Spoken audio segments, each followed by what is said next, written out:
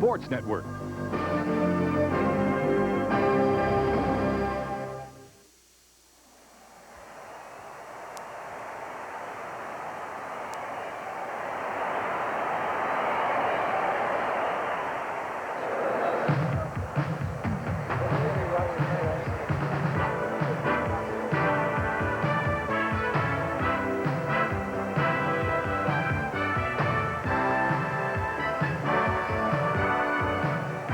TSN presents Labatt's Blue Jays Baseball. Brought to you by Labatt's Blue, the clean, true taste of Canada, and proud sponsor of Labatt's Blue Pitch. From the major leagues to neighborhood diamonds, it's the way we play. By Esso, going that extra mile. By your local bottler of Coca-Cola Classic. And by General Motors of Canada.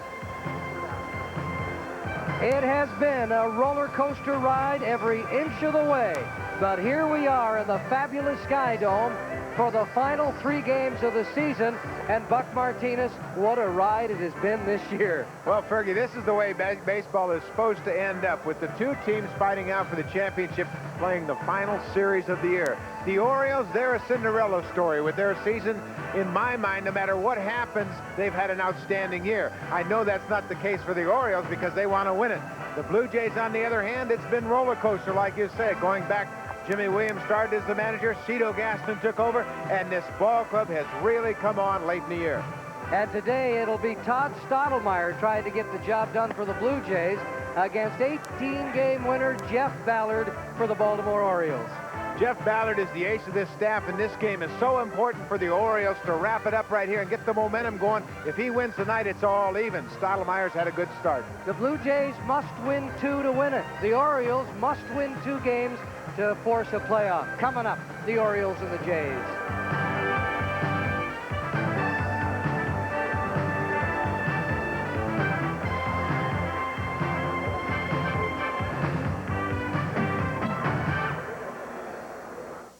First for First, brought to you by Labatt's Blue. The Jays are going all the way. There's no question about that. Win or lose, you got to be with them. One ball club, undefeatable. Look who's on the outside looking in now. Win or lose. Blue Jays, just hang in there, give us your best, and that's all we ask from you. Now give me some free tickets, too. I think they've got it this year. Well, I'm hoping so. We just have to believe it, and it'll happen. It's going to be a zoo. That's what it's going to do. Labatt's Blue salutes the Blue Jays for the way they play.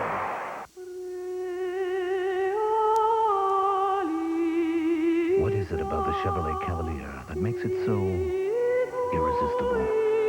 Its many features, its good looks, or could it be Cavalier's captivating price? It's no wonder more people are attracted to Chevrolet than any other car. The world's most successful cars. Now when you pull into an Esso station, you're going to get something new, something with improved cleaning power, something that is designed for better performance of premium gasoline. A premium gasoline that can help deliver peak performance in cars that demand more than regular. Announcing the launch of new Esso Supreme gasoline.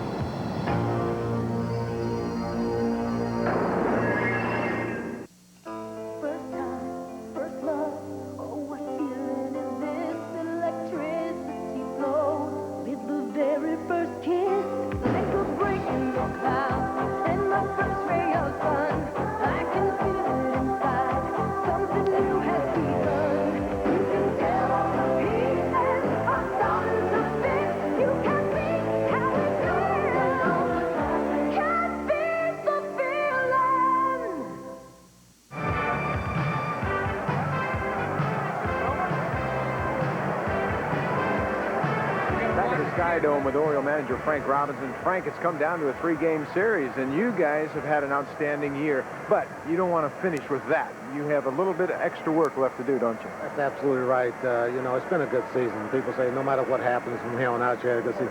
I said, no, we want to finish strong. We want to play the best baseball we're capable of playing and take our chances. And then we can sit back and reflect on the season after it's over. Frank, you're a game behind. Is this first game more important to your ball club than the Blue Jays? I think it is, because this ball game would get us even. To the Blue Jays, if they win, they'll give them a 2-game cushion, and a pretty good cushion with only 2 games to go. So it's more important to us. But I don't think they can't go ahead and take the approach, Buck, that you know, it's not important if we win this ball game or not. I think they're going to go out here naturally to try to win this ball game, but it's more important that we win it than it is for them. Cito Gaston, you've got a youngster on the mound, Todd Stottlemyre, but actually, I guess he's earned this opportunity tonight. Well, you know, ever since Todd was recalled, he's pitched absolutely great. We've just about been in every ball game that he's been out there, and he's earned it. He's a pretty calm person right now, and I think he's going to do fine for us tonight. Cito, you scored 5 runs on Wednesday night in the 9th inning. Do you think that's going to carry over and give the offense a spark and some confidence going into tonight? Well, I certainly hope so, and hope that we score those 5 tonight in the first inning, so to put a little bit of heat on Baltimore. But Buck, you know, this club has always been a club that if you hold them, as Ellis Clara said, we'll catch up or we'll score some runs. So hopefully he can hold them a few innings and give us a chance to score some runs. As Todd Stottlemyre is standing on the steps ready to take the diamond in the most important game of the season, and listen to this crowd. Everybody knows what's at stake here in the Sky Dome on Friday night as we begin the first game of a 3-game set, and the call goes to Todd Stottlemyre. He has been outstanding since his recall. He has won 7 of his past 10 decisions, and a big story here tonight is the fact that the roof here at the Sky Dome is closed. It is 60 degrees outside, a beautiful autumn evening, but it's the call of the Blue Jays. They have never lost when the Sky Dome is closed. So why not take every advantage possible? It's up to the ball club, and they said it's going to be a little chilly when the sun goes down. Some special guests, Mr. Davis, and of course the Prime Minister of Canada and his family, his wife Neela to the left, and to his right, and the Mulrooney family here. So everybody, we are in Toronto and across Canada are tuned in tonight to watch the most important game of the season. 7-7 his record, and the Jays have won 8 of his last 10 starts, actually. And he has defeated the Baltimore Orioles right here at the Sky Dome by a score of 4-1. And he beat Jeff Ballard. This is the lineup he'll be facing. For Frank Robinson, he'll send Phil Bradley to lead it off. Timmy Hewlett has been outstanding in the clutch since his recall from Rochester. Cal Ripken struggling at the plate right now. Orsulak is the cleanup hitter. Randy Milligan at first. Mickey Tettleton's the DH. Craig Worthington at third base. Mike Devereaux in center field. And the catcher is Jamie Quirk. Defensively, backing up Stottlemyre, Wilson in left, Mosby, the rookie, Glenn Allen Hill in right. Gruber, Fernandez, Lee, McGriff, and Pat Borders doing the catching. And an interested bystander, Pat Gillick. Boy, he's all dressed to the hilt tonight, and he's ready to help these Blue Jays bring a pennant. They're first to the Sky Dome. Paul Beeston, the man who's in charge of the roof here at the Sky Dome. See, he had a sweater on to make sure that you feel like it's cold here. And now these fans fired up.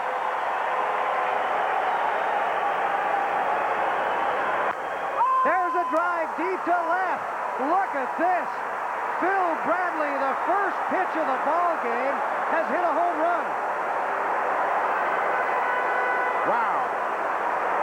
Phil Bradley, with a chance to play on a winning team for his first time in his career, gets the first pitch, hammers it into the left field seats, and the Orioles jumped out to a shocking lead. Stottlemyre's first pitch, a fastball, inner half of the plate, and he hammers this thing.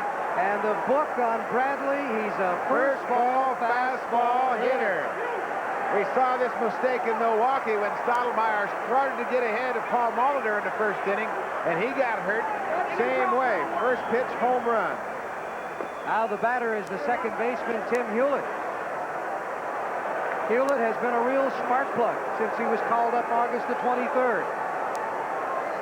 He has been Mr. Clutch down the stretch for the Baltimore Orioles. Billy Ripken lost his job to Hewlett at second.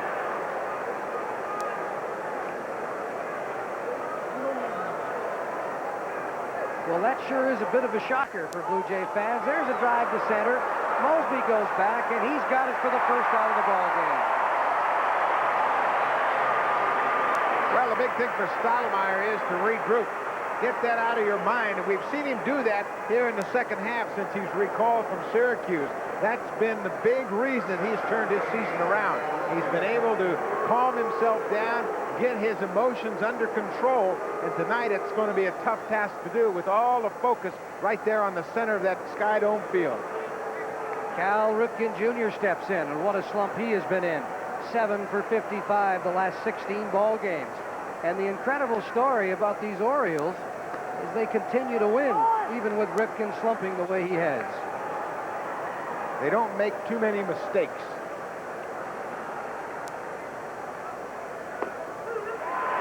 One and one to count.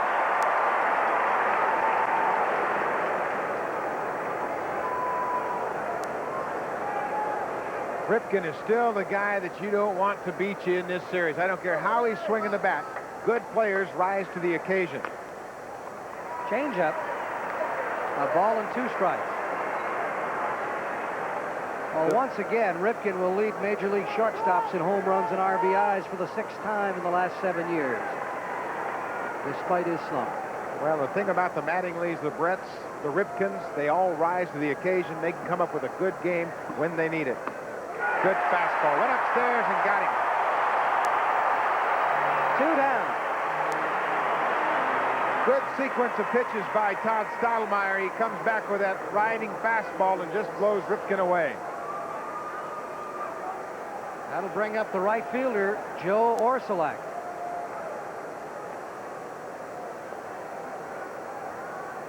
Orsulak has been one of the hottest hitters in the Baltimore lineup. And this season against the Blue Jays, hitting .375.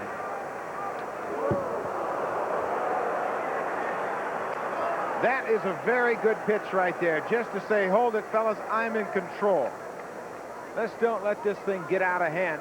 Don't get too excited about that Bradley leadoff home run. I'm still in charge here. Stottlemyre falls behind, 2 balls and no strikes.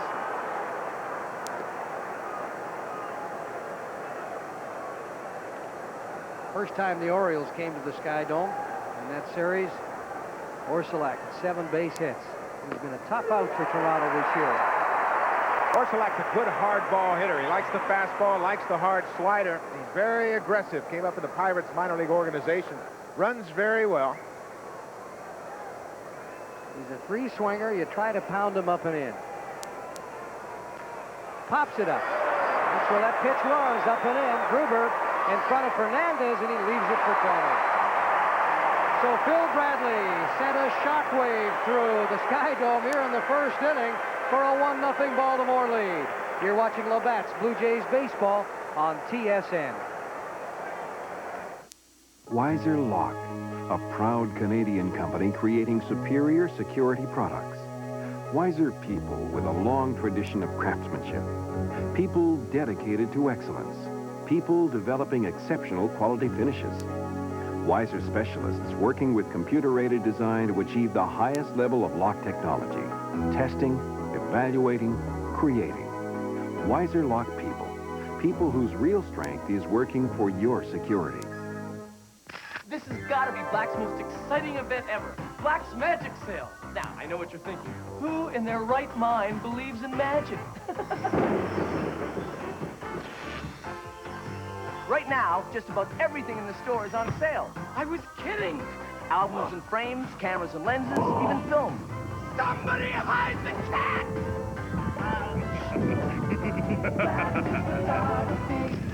Black says magic.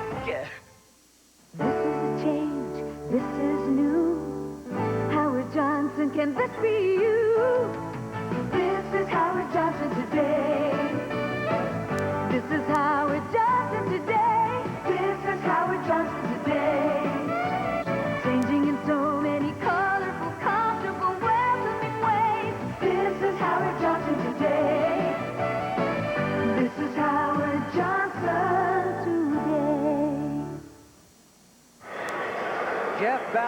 18-8. This will be the third time in the last 10 starts that he has worked with more than 3 days rest. And in his last 10 starts, he's 7-2, and only once has he given up more than 3 earned runs. An incredible story, left-hander Jeff Ballard. And this is the lineup he'll be facing. It'll be Mosby, Wilson, and McGriff. McGriff back in that third spot. Second 9 row. Bell's the DH. Gruber, Fernandez, and Lee. Pat Borders behind the plate against left-hander Jeff Ballard. And Glenn Allen Hill, the rookies in right field. Here about 9th. Defensively, and it might be the best defensive outfield in the game, Bradley, Devereaux, Orsulak, and you'll notice how shallow the outfield plays for Baltimore. That's the way Frank Robinson wants it. Worthington, Cal Ripken, Tim Hewlett at second, Milligan at first. And the veteran Jamie Quirk doing the catching. Now Lloyd Mosby, who's hitting 191 off left-hander, steps in. Ballard is not a strikeout pitcher. Well, the Orioles is a team last in the league in strikeouts. They simply put the ball in play. They've got so much confidence in the defense. They throw it over the plate, put it in play. Right on the corner. Quickly ahead. No balls and 2 strikes. The umpiring crew, Al Clark behind the plate. Rich Garcia down at third. He's the fellow that George Bell he's had a few run-ins with. So is Frank Robinson, the manager of the Orioles. Jimmy Evans and John Shula. Ballard will throw a sinking fastball, curveball, slider, and a forkball. Doesn't pitch inside for the strike. He'll use that just to brush off the plate. There's a breaking pitch fouled straight back. A pitcher like Frank Tanana we saw in Detroit the other night will try to get that inside corner for a called strike. Ballard doesn't do that. He tries simply to set up the outside half of the plate, brush off the plate with that fastball, and then get you to put it in play. A little sinking fastball, hit it to the infielders. Mosby didn't like that, took too much time.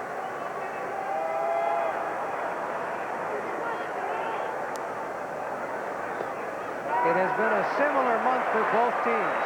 The Orioles have won 14 of 25, and the Blue Jays 15 of 25. And there's no doubt that that man in the jacket, Frank Robinson, will be named the manager of the year in the American League, regardless of what happens. From last to first, and one quick, easy lesson.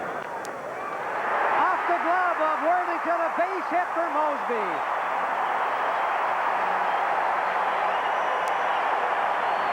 He reached and punched it. No defensive 2-strike swing. Watch this swing. Just a half swing. Put it in play. And Worthington, who has been outstanding catching the ball down at third base, this time can't hang on to it. And it's a base hit for Lloyd Mosby. And the boos you hear is for Mookie Wilson. There he is. Very creative. Yes. Mookie has had an outstanding year against Baltimore. 421, 8 for 19, driven in 5 with a home run. Takes a strike.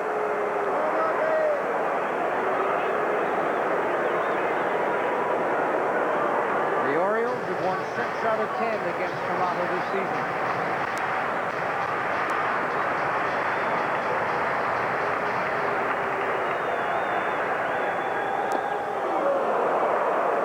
Changeup Wilson was out in front of. No balls, 2 strikes. Mookie hitting .351 off left-handers this season.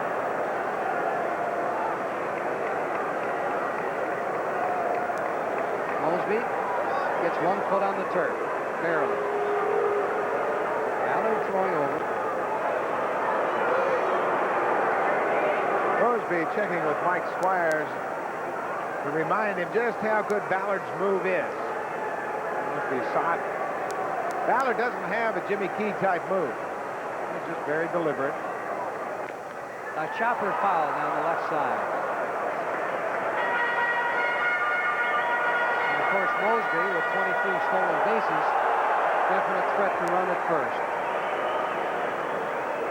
And how do you rate Jamie Quirk's arm? As an old catcher would say, well, he's got a good, strong arm, and I tell you, he's really come along. Quirk basically a backup catcher, but he's forced into quite a bit of playing time. Bob Melvin has some back trouble, and he hasn't been able to play an awful lot, but Quirk has really done a good job. He throws well.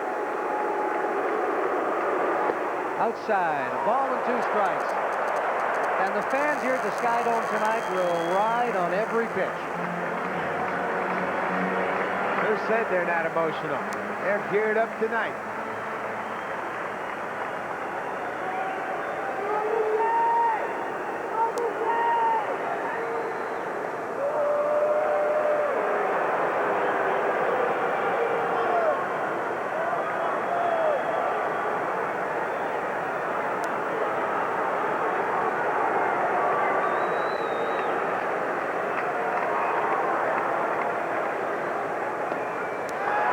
To the count.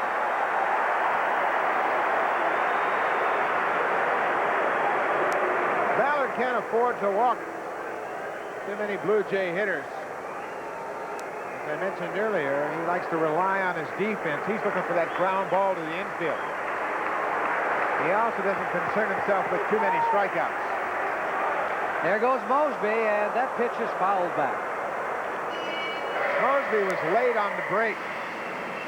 That was more a hit-and-run type jump than a straight steal jump. He was just trying to be in motion when Mookie made contact, trying to stay out of that double play.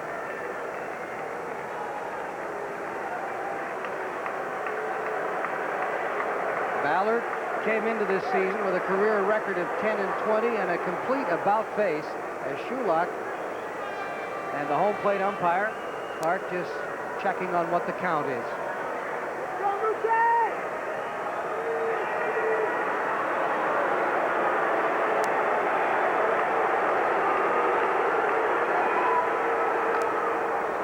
Wilson hanging tough. Always to the corners. Ballard is always nipping on that outside corner. Left-handers and right-handers. Ballard's 1-1 against the Jays this season. He lost to Stottlemyre 4-1 July the 6th. He gave up 11 hits in that game, over 6 1/3 innings, and the 11 hits represent a season high off Ballard. So you know what the Blue Jays can do against Ballard. And then he beat John Cerruti 11-6 in Baltimore. He went around. Clark punched him out. Mookie can't believe it. Clark evidently called it a strike because he's checking with him to see how high it was. He said, that was high enough? I don't believe it. Let's have another look. Big breaking curveball. Quirk really makes it look lower than it was the way he pushed that ball down when he caught it. But Al Clark felt it had the height. Wilson can't believe it. Alfred McGriff steps in. He was moved into the number 3 slot in the Detroit series. Bell, the DH in this one. They look down to the third base umpire, Rich Garcia, and he says it's a strike. McGriff went around. Watch his bat. Goes all the way in front of the plane of the plate, and that's a good call. McGriff hitting .259 off left-handers this season. Just 5 of his 36 home runs have come off lefties. This is a good move to put McGriff in the third spot, have Bell behind him, because that might get Freddie a couple of better pitches. Freddie, he's struggling. Well, a little confident today simply because he has homered off Ballard before, and I talked to him before the game, and he says he likes to hit off Ballard.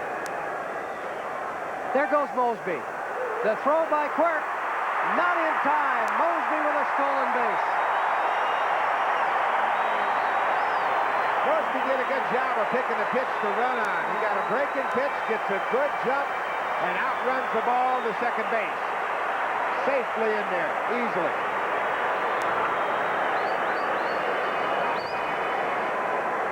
And it might be a little tougher to score on a base hit with this outfield playing so shallow. They're shallow, and they're all very aggressive. They've got good speed, not necessarily outstanding arms, but they charge the ball so well, and they get rid of it so quickly. They're tough to run on.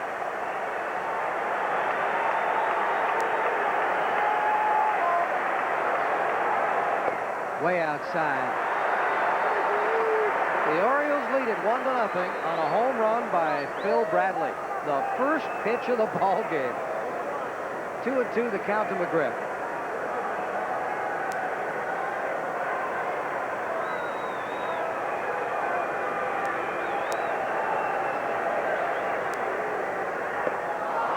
him out. Well, we said Ballard wasn't a strikeout pitcher. He already has 2 in the first inning. But he goes right to the outside corner. That's what Freddie's been having trouble with. And you can see, remember we saw Ed Farmer in Milwaukee, the Baltimore scout, watching these hitters closely. He certainly relayed the message about Fred McGriff. Ballard's the only pitcher this season who has struck out Don Mattingly 3 times in a ball game. So I guess if it's good enough for Mattingly, it's good enough for McGriff. Now George Bell. With 2 down, Mosby at second. And he's the last guy these Orioles want to face. Bell hitting .537.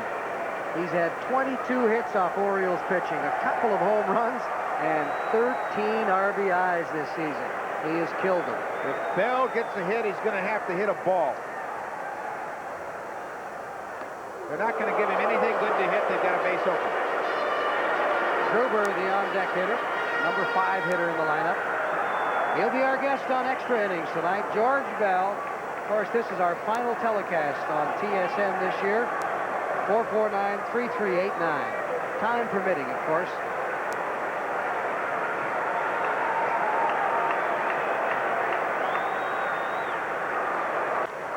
There's a high fly ball, center field.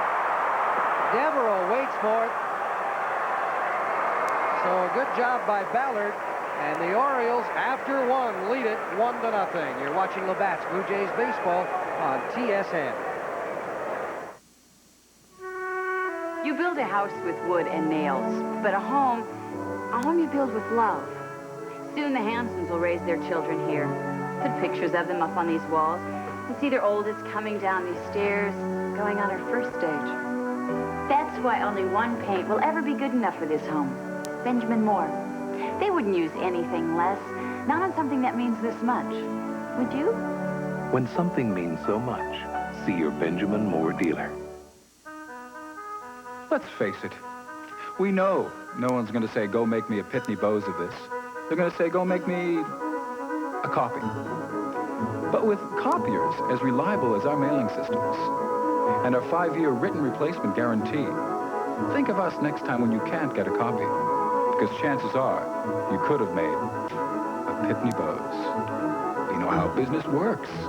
We started in the mailroom. Pitney Bowes. You're looking sharp. You're looking good. You've come so far. And we know how to make the most of who you are. Father to son. It's what we've always done. The Gillette Atra Plus system with the Lubra Smooth strip for the best a man can get.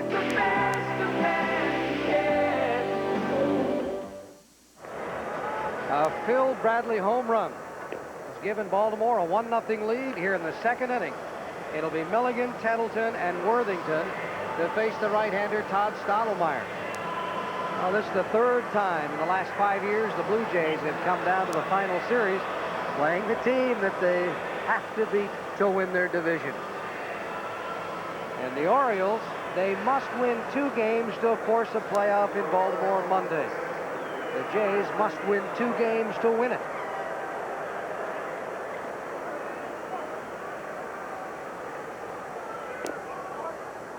Milligan hitting just over .400 against the Blue Jays this season. Frank Robinson platooned Milligan and Traber most of the season.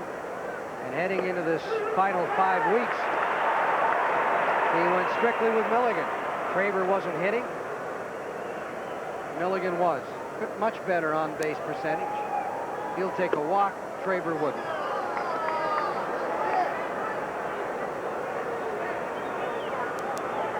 Two and 1 the count.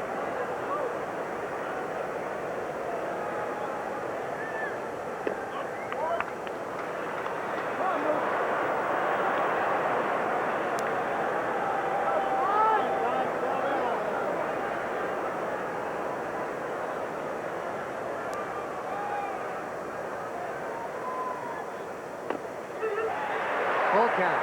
Can you imagine, Buck, what it must be like for Stottlemyre at 24 years of age, and without question, the biggest assignment he has had in his young career. I think he's up for it. think the turnaround that we've seen in Stottlemyre has made him the starting pitcher that the Blue Jays felt he would be all along. That little demotion to Syracuse really got his attention mid-season. Well, he started 15 times since his recall and has a record of 7-4. He was 0-3 when they sent him down. There's a drive to center field. Mosby. He's got it, the first out here.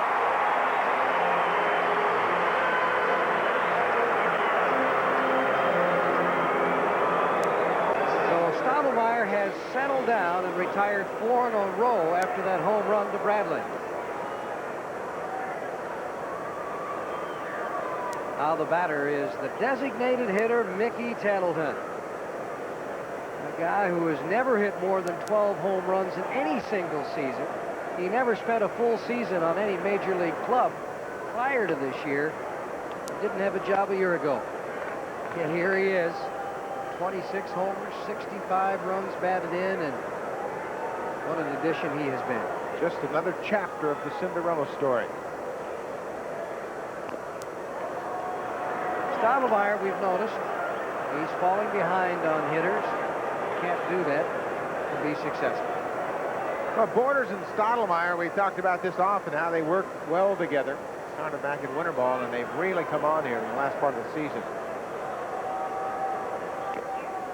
It's a good spot there. Looks to me like Todd's trying to be a little too fine. Maybe he's gotten a bit defensive after that leadoff home run to Bradley. 3-0 the count.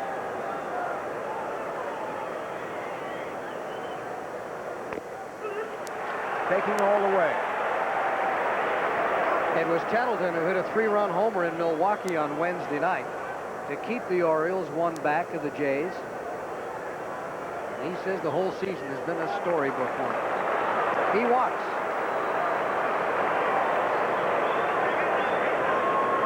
And that'll bring up the third baseman, Craig Worthington, as Cito looks on and McLaren telling his players where to play. Straight up, he's saying. And Worthington uses the entire field. He doesn't try to overpower the ball, just goes with the pitch, and you can see that he's performed very well with runners on base. 70 RBIs in the season, and he missed almost 3 weeks.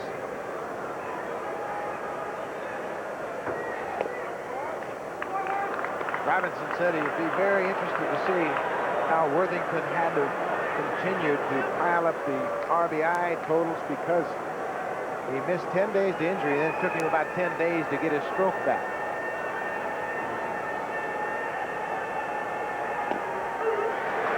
The count. Pretty good fastball hitter who's had success against the Jays this season. 353 he's hitting with a home run. Well, he was the MVP in the AAA League with Rochester last year, International League, and he came to spring training, didn't have a job. Ripken was playing third when Juan Bell was at shortstop. There's a good fastball on the outside. The pattern of the Blue Jays, it always seems they usually start to make their comeback around the 5th to the 6th inning. And that has really been the pattern for the past month.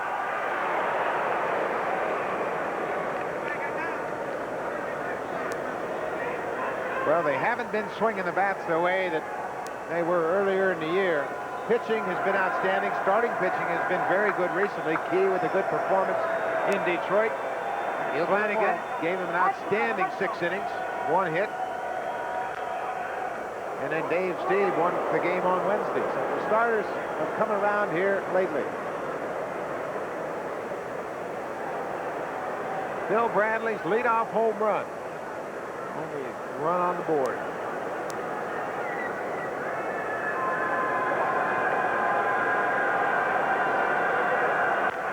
A chopper to Fernandez. Should be 2.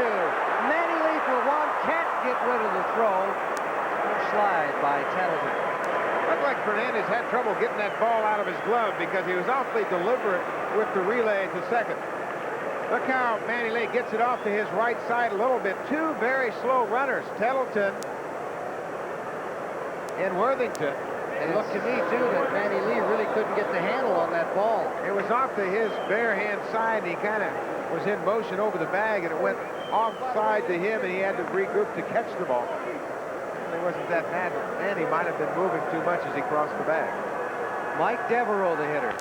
Devereaux, a chopper down to Kelly Gruber for the third out. And the Orioles leave a runner stranded in Craig Worthington. We head to the bottom of the second. The Orioles lead it 1-0. You're watching Labatt's Blue Jays baseball on TSN. Play, score, and win at all A&P Dominion stores. You could win one of 26 trips for 4 to Orlando, Florida, home of Disney MGM Studios theme park, courtesy of Canadian Holidays, a world of vacations. Or win this color TV from Emerson, a Skill home workshop, a 35mm camera from Fuji, or this car foam from Cantel. Next week's feature products, Hellman's Mayonnaise. Hellman's makes the ordinary extraordinary. And Purina Dog Chow, helping dogs live a longer life. I was practicing my hook shot when she walked in. Looks like we're working together. Brains, talent, she had everything. This story's hot. Including bad breath. Something wrong? I moved to the right, the left. There was no escape. Excuse me. Somebody like her? How could I forget Scope? Hello, good taste, goodbye, bad breath. Well, I'll show him. Oh, no, not again. Hi. Her breath. I figured it out. Right. For a positive reaction, the power of Scope. I always said there's nothing like a smart dame with great taste. We now go to the draw for the A&P Dominion Stores trip for 2 to Walt Disney World. Here's your host, Bill Tice of Kraft General Foods.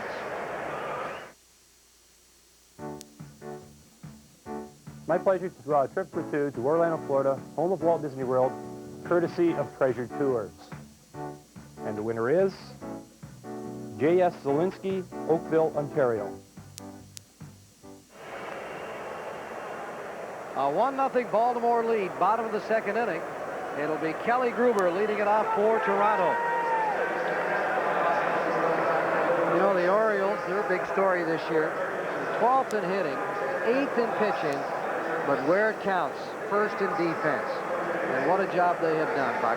Winning always revolves around pitching and defense, and the Orioles have had a history of having outstanding defense going back to the days of Brooks Robinson, Mark Belanger, Davey Johnson, Luke Powell, Blair Robinson in the outfield. Always been able to catch it. A comparison between the Jays and the Orioles. Orioles have made 40 fewer errors than Toronto. I think Toronto has scored, what, 100 runs more. The Orioles only a game back. The Orioles don't beat themselves very often. They always have a chance late in the game to win a ball game. They're very sound fundamentally, and they're very low-key. Frank Robinson has just passed that relaxed atmosphere. A chopper to Worthington, the third baseman, and he gets Gruber.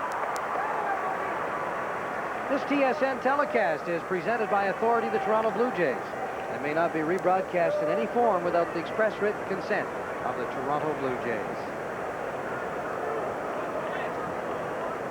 So Tony Fernandez will now make his way to the plate.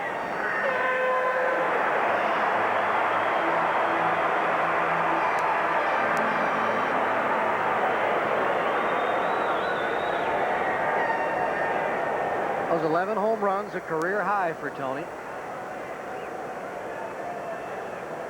And no doubt he will win his 4th Gold Glove this season, the way he is fielded for the Blue Jays, just 6 errors.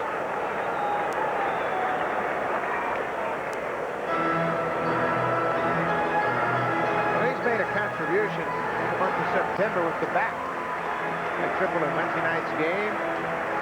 He's hit 3 of those 11 home runs in the month of September. Look at Ballard. He's just trying to pinpoint that outside corner. He's so confident and patient enough that he doesn't bring it over the plate very often.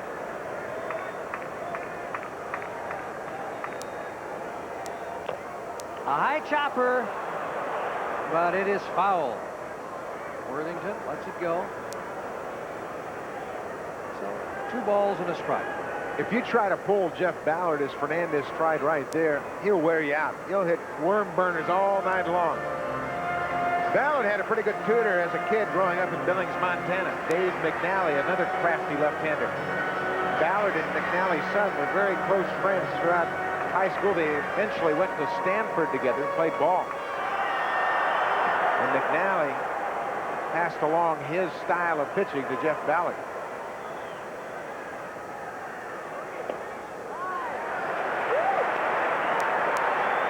Matter of fact, McNally flew in to see Jeff Ballard's first major league game on his private jet.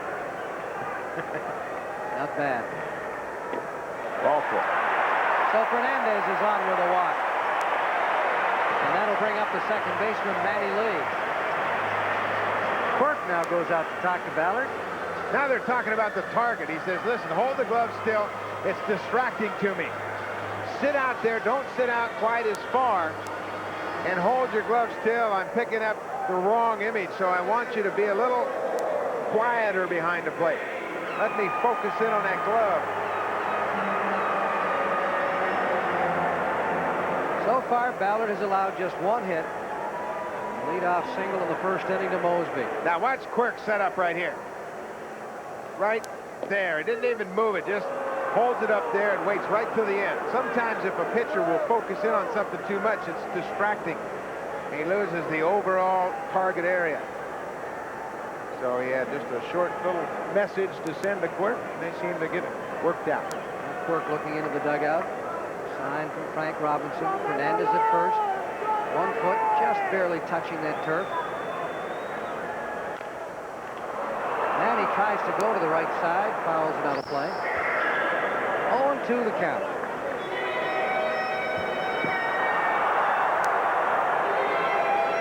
Manny Lee, much more pop from the right side. And he likes that fastball. We've seen him adjust a little better to the breaking pitch recently. Staying outside. He reaches. Oh, what a play by Milligan. When the Orioles got Milligan, they heard that he wasn't a very good first baseman. Frank Robinson said, hey, listen, he's fine. And you can see by this play that Robinson's happy to have him there. That's a very good play on quick reactions by the first baseman, Randy Milligan.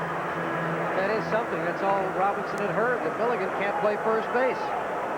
He said he's done a great job for him. He's only made 5 errors over there. Pat Borders, a catcher.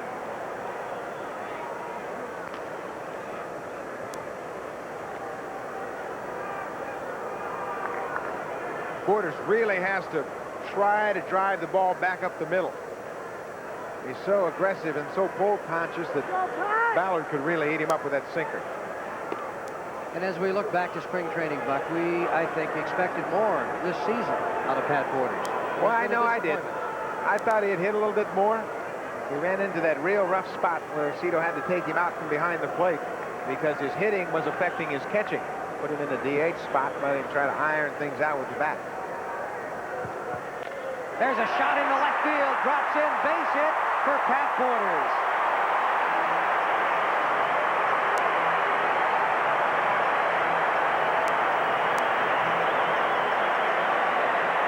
Borders gets the ball on the outer half of the plate and pulls it.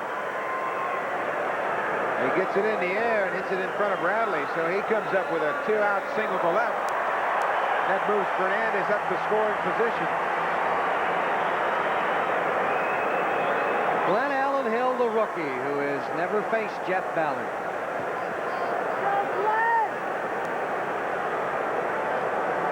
Hill, an outstanding prospect, who was called up at the end of the first part of September.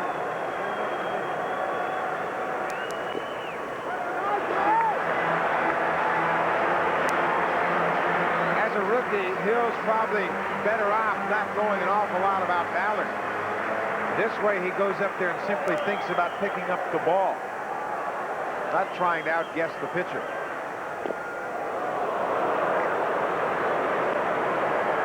Sometimes as a hitter, you can have too many things on your mind. You'll see a lot of off-speed pitches.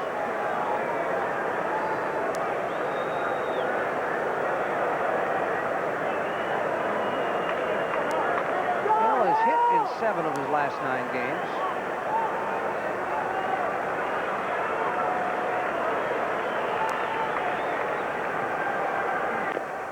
Inside, 2-1 the count. There's that inside outside pitch that Ballard doesn't even want to hit the corner. He's just setting up the outside corner. Now the pattern would be for Ballard to go back outside with that sinker ball. Well, his control has been outstanding so far, hasn't it? It has to be. He doesn't have that much stuff. He has to hit the corner. There goes Fernandez, and a delayed steal by Borders, and they've got him. If Borders doesn't react to Fernandez immediately, he cannot run. That's a big mistake, and we've talked about fundamental baseball hurting this ball club, and right there, the Blue Jays run themselves out of an inning. Hewlett takes the throw well in front of the bag and puts the tag on Pat Borders. So after 2 innings, the Orioles lead it 1-0. You're watching Labatt's Blue Jays baseball on TSN.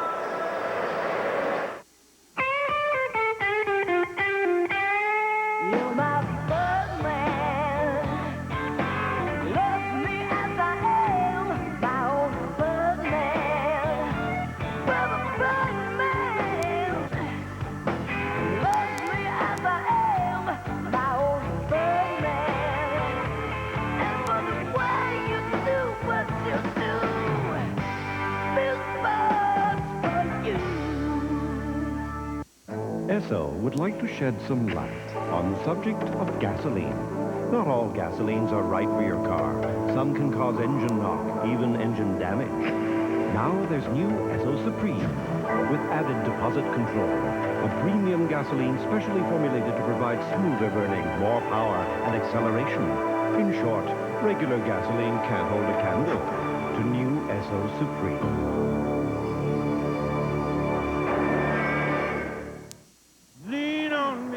So you all set then? I think I have everything I need. I still don't know what I'm making for dinner. So I'll leave the kids with you on Thursday then? Sure. A load off my mind. I have so much running around to do. Hi, kids. Watch the eggs in here, Jamie. Well, it'll be a lot easier and quicker if you don't have to drag the kids around.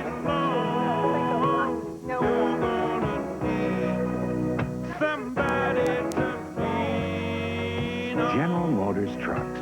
The trucks more people lean on. Well, Hank is too cheap to make that phone call to Joanne in Baltimore. So, Joanne, here's the message. I know you're watching this game. Will you marry me? This is your #1 Blue Jay fan at the Sky Dome. Love you, Hank. Okay. And that picture, the 2 birds, appeared on the front page of the Toronto Sun today. Jamie Quirk, the veteran catcher, will lead it off, followed by Bradley and Hewlett. Quirk arrived in Baltimore August the 5th and proceeded to drive in 9 runs, and some pretty big ones, too.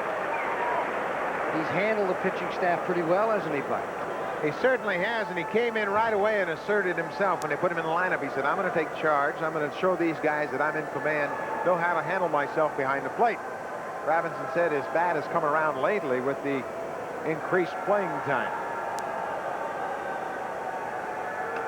Stottlemyre has only given up 1 base hit, but it has been a big one.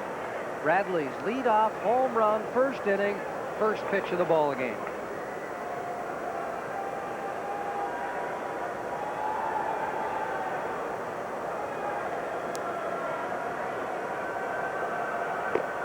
Good slider. Started down the corner and it broke inside. Stottlemyre beginning to pitch a bit. This is the 3rd team that Quirk has played with this season. He was with the Yankees in Oakland. They both released him. Baltimore picked him up when Tattleton went down.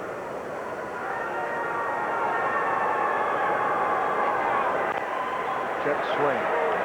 He's got a chance to pick up playoff money from the A's and the Orioles. Heaven forbid.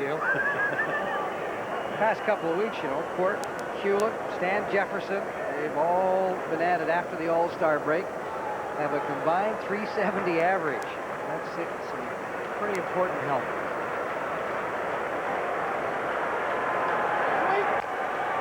Hit down to Manny Lee, the second baseman. He'll flip it to McGriff for the first out of the 3rd inning.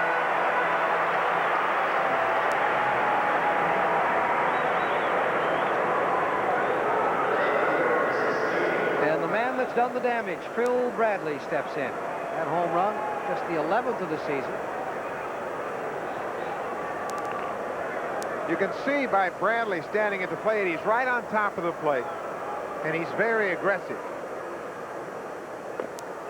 Porter's wanted that inside. Stottlemyre threw right down the middle.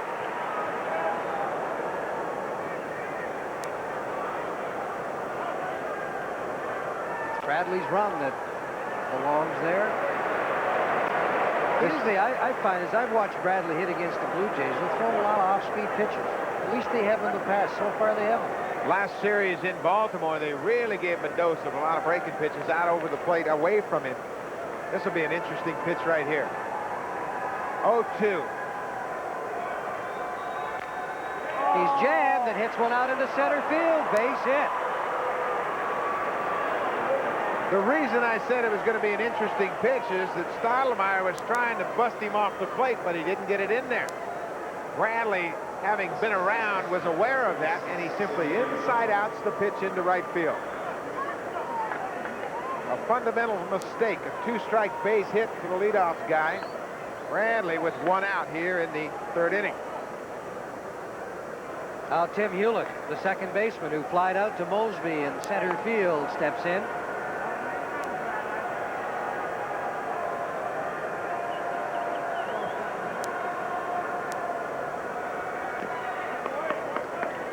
Bradley can steal a base. He's got 19 of them. And he's an outstanding base runner. Not only the fact that he can steal bases, but he can go first to third with the best of them.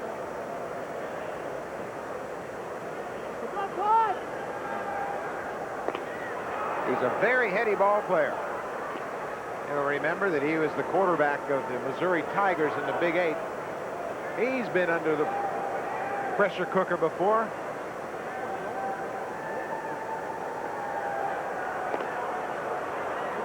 A little better move by Stottlemyre.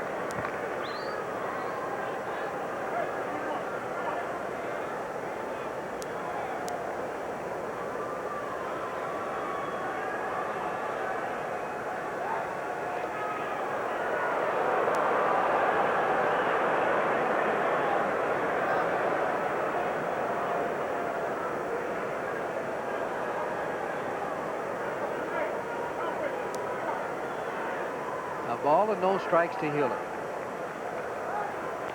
He's getting a big lead down there, isn't he? And he's getting a real good read on Stottlemyre's move. These throws are to Bradley's advantage right now because Stottlemyre is giving him his A move, and Bradley's back easily.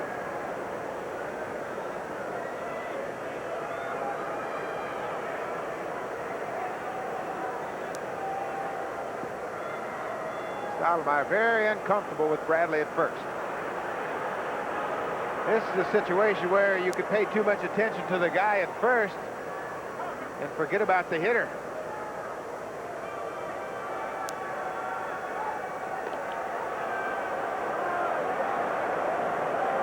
You have to be aware of the runner, but your main focus has to be on that hitter. Time has been called.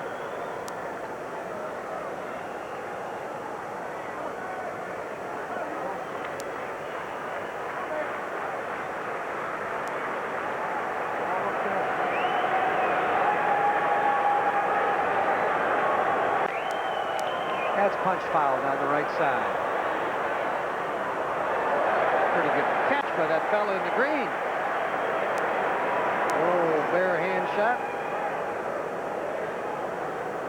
Everybody else around him had a glove except him.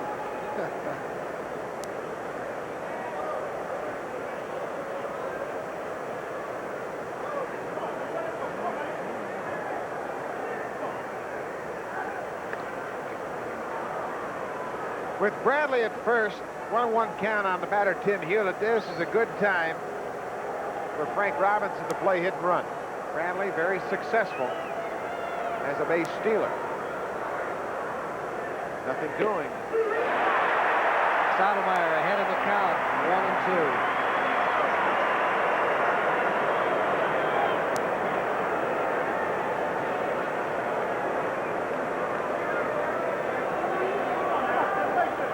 Interesting, since they brought Hewlett up, he's had more success against right-handers than he has left-handers. The reason for that is he likes the ball out over the plate. left-handers throw him the breaking balls that get in on his hands and cause him problems. So Stottlemyre would be well advised to pound him inside with one pitch at least right here in this situation. Might get a double play ball. Good spot. Sure was. Just a bit inside. You can see the way Hewlett reacted to that pitch, that he was thinking out over the plate. 2-2 the count.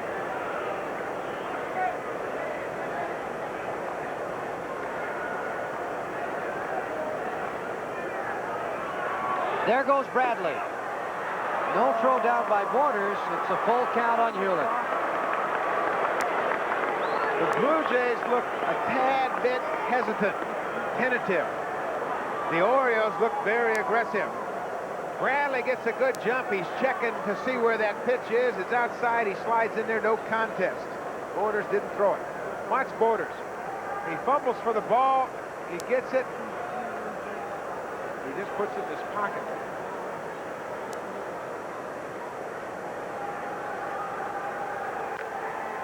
Get out into right field. Glenn Allen Hill is there. Bradley will stay at second.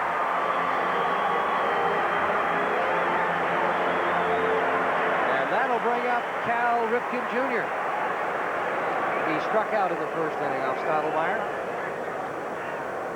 Cal has been in a terrible slump this entire month, hitting 109. But the thing about Cal is, I mentioned earlier, he's always dangerous. You see so many people in this situation, Cal is the star of this team, feel like they've got to carry the entire team, trying to pull the ball too much. He's at his best when he aims for that right center alley. He likes the ball out over the plate. Blocked by Borders. Good block right there as he went down to his knees. Never thought about trying to catch it. Simply took it off the chest protector. What's the book on Ripken? Down and away and up and in? There's no real book on Ripken. You've got to mix it up. You can't show him a particular pattern because he'll pick up on it and wear you out. But when he tries to aim to right center, that keeps him on the breaking balls. And any breaking ball that's not a true quality breaking ball in a good spot, he'll hit it out in right center with power. But you can't let him establish a pattern. You can get him upstairs as Stottlemyre did the first time up with that good fastball. On the corner, a fastball for a strike. Everybody will have trouble with that pitch. There's Pop Ripken over at third. Cal Ripken Sr. rooting on Jr. Remember, Cal Sr. was the manager when Frank took over. I think that's one of the classiest moves the Orioles made when they brought Sr. back to coach third. That's fouled off his foot. You think that could ever happen with Jimmy Williams? You think he'd ever come back and coach third? I'm not sure. I don't think so personally. I don't either. I think he'd rather be a minor league instructor. There's a look at Cal Ripken pounding his instep with that foul ball. But I don't know. Jimmy's just kind of removed himself from the scene. Haven't heard too much about him. He's obviously down in Florida. If he doesn't have a job, he might be interested. Who knows?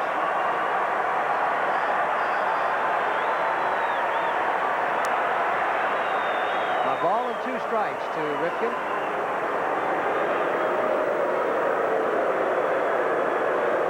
You can never let up on Cal Ripken. Stottlemyre got him the first time with a high fastball. 2-2. I'd come right back with a breaking pitch right here. 2-2. They've got a base open. And even though Ripken is struggling, as I said during the first at bat, he's always a threat to drive in a big run.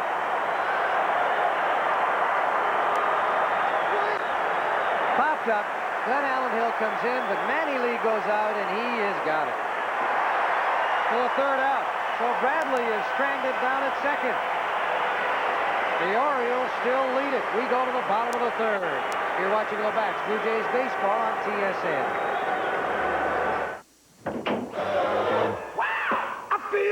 Time to go, boys. You've been in there long enough. Hey, we're not even tired. I feel good. No, I've checked the mileage, and it's... Hey, we're the auto lights. We're guaranteed. guaranteed. I feel good. Yeah, 2 years no matter how far we go. But no spark plug guarantees that. We do. Yeah, we're the auto lights. But So go pull the plug on somebody else. Okay. Hi, we do have a half-pound of corn husks, unsalted. Gee, I'm sorry, sir, we don't. Okay, how about some dried alfalfa spares? Ooh, I'm afraid not. At Tim Hortons, we emphasize freshness and taste. You'll probably love our new oat bran muffins. Real oat bran? Uh-huh. Wow, oat bran is particularly, tasty. I'll take a dozen. And then maybe one jelly donut. New oat bran muffins at your neighborhood Tim Hortons. We're Canada Life, the first Canadian life insurance company. We opened our files first in 1847, and for over 140 years, we've made it our business to ensure that your money is safe with us. With a wide range of smart investment and financial services, we help put you in control of your growing finances. You work hard for your money. Our job is to make your money work hard for you. Canada Life. Well, Buck, this is our final telecast on TSN tonight for the Blue Jays. And who would have ever thought back on May the 15th when the team was 12-24, they fired Jimmy Williams, Cito Gaston took over, and here they are with a one-game lead with 3 left to play. It has really been a roller coaster season, but a fabulous one. And it zipped by. Sure did. Wow, it just took no time at all. Glenn Allen Hill, the hitter, he was left standing at the plate when Quirk threw out Borders to end the second inning. Remember that play. Boy, that could come back to haunt the Blue Jays.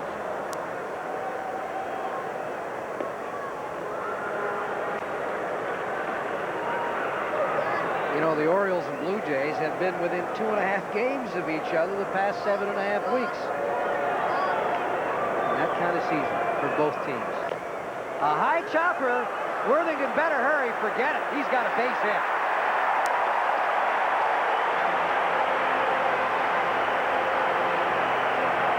Worthington knew he had no chance. Once it hits on the plate, the only chance the Orioles have is if this ball goes foul. It's so far fair, Worthington has to catch it. Glenn Allen Hill has an infield base hit to start the third.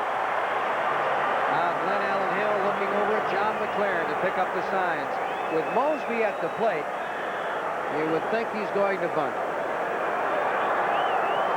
And with the first baseman being right-handed like Milligan, you wanted down the first base line. They were trying just to see if Mosby was going to tip his hand. McLaren already gone through the signs. Mosby has it. Glenn Allen Hill has it. Pulled it back. It was low. This is one aspect of the game that the Blue Jays have had some serious problems with, bunting. And the fundamentals could play such an important part in this 3-game series. Baltimore, they execute very well. The Blue Jays have had a problem with it all year long. They don't have much of a short game. Perfect bunt. Fielder covering on the play. So Mosby gets the job done. Nothing Ballard could do but just get the out. Mosby with a perfect sacrifice, and I tell you, Mosby's been criticized all year long, but he has played good baseball in the month of September. He hasn't put up outstanding numbers, but he's done all these little things to keep the club going. He's been on base, he started rallies. Right there, he puts down a good sacrifice. Remember 87, he was the only one hitting down the stretch. And nobody else on the club was. Mookie Wilson. The speedy Glenn Allen Hill at second. The base hit should score him. Mookie struck out in the first inning.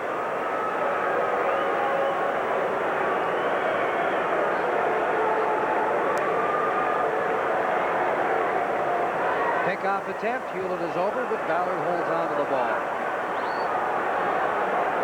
Even though there was no throw, that makes Glenn Allen Hill a little more conservative with his lead at second base. Might shorten him up a half a step.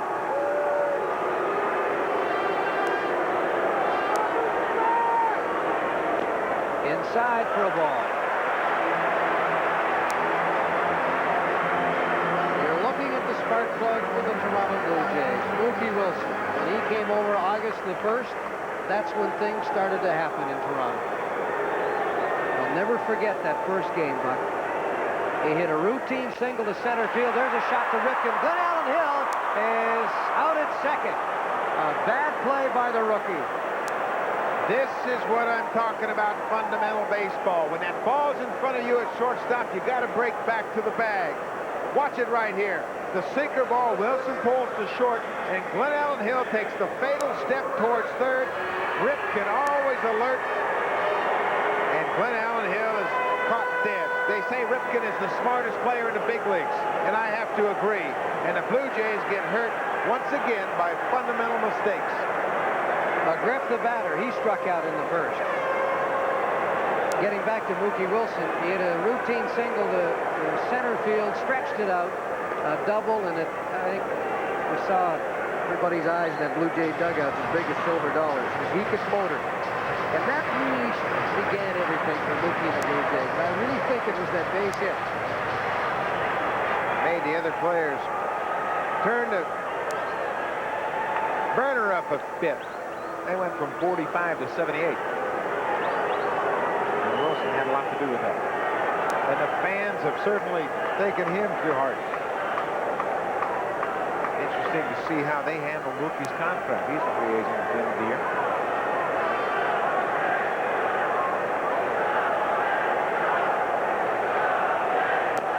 My own opinion, I think the Blue Jays have no choice but to sign Mookie.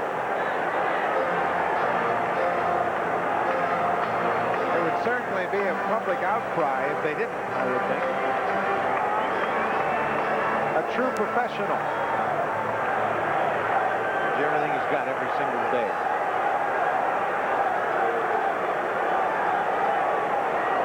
Quirk wants it outside to McGriff.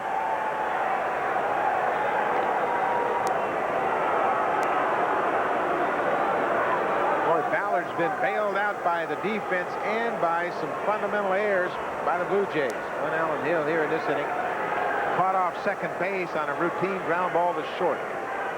Mookie, 1 foot on the turf. He gets back. He's got 12 stolen bases. Hasn't been caught yet.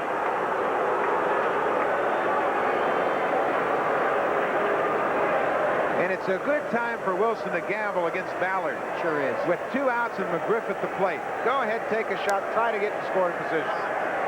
Not going. Oh, outside corner, right on the block. Fred seems like a lost soul at the plate, doesn't he, Buck? That happens. Sometimes you go up there and it's like you never hit before in your life. Unfortunately for McGriff, it's coming in the last week of the season. If this were May, nobody would really think that much of it. Oh, they've got him picked off. The throw by Milligan. Mookie almost beat it. You can't give the Orioles too many opportunities. They're very good. They don't make mistakes themselves. And here Wilson was going on Ballard's first move, and he almost beat the throw into second base. Almost doesn't get it, though he's out. After 3 here at the Sky Dome, the Orioles lead it 1-0. You're watching Labatt's Blue Jays baseball on TSN. Now let's go to this TSN Sports Update. This update is brought to you by your local bottler of Coca-Cola Classic. Good evening. Welcome back to our TSN Control Center in Toronto. I'm Paul Romanek. You know, you talk about the global village. You are one of about 1.5 million people tuning in and watching this game. Hope that you're enjoying it. Let's look at some other scores going on in and around the American League as the season winds down. Milwaukee is leading 3-1. John Marzano with his first Major League home run for Boston. New York is leading Detroit 2-0. Mel Hall has his 16th home run of the year for the Yankees. Over in the National League, the Montreal Expos just playing it out. They trail Philadelphia 1-0. Von Hayes with the home run for Philadelphia. First game of a doubleheader. They were in the 9th inning. New York leading Pittsburgh by a score of 5-2. Kevin McReynolds with his 21st. Greg Jeffries with his 12th for the Mets. Cincinnati leading 2-1 in the 4th inning of that game. No home runs. Hopefully the Blue Jays have gone to base running school during the break. We'll be back to the game after this.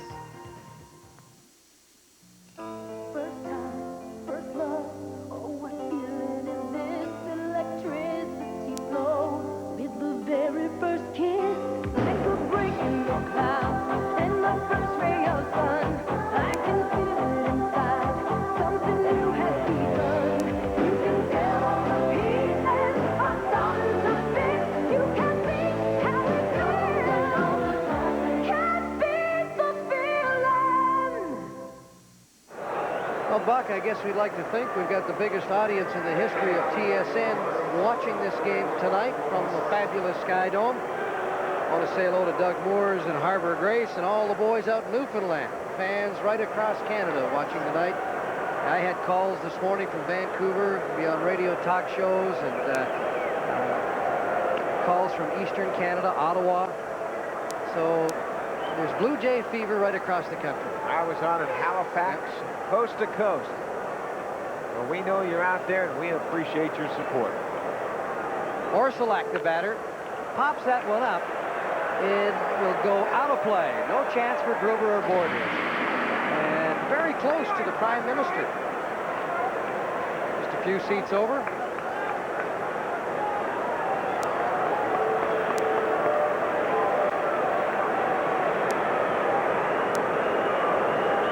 Looking. He doesn't have his glove, does he? He sure does. Okay, I bet his boys do. Yeah. No, he's not keeping score. He's signing autographs.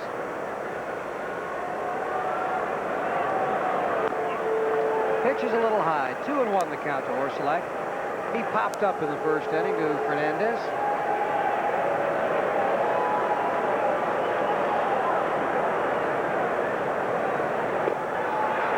Good slider.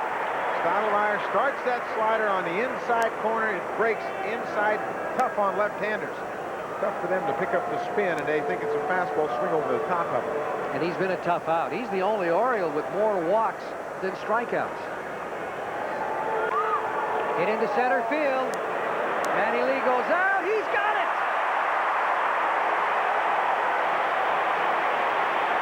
Outstanding. That's a good read by Manny Lee because he knows how deep Mosby is in center field. He never gave up on the ball and had a long run.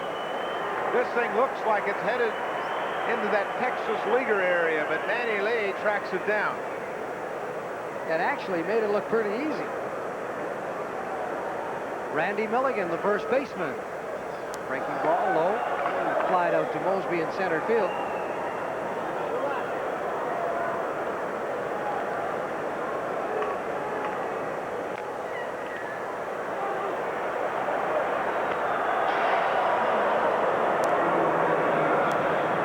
Milligan is the only plus 300 hitter off right-handers in that Oriole lineup tonight.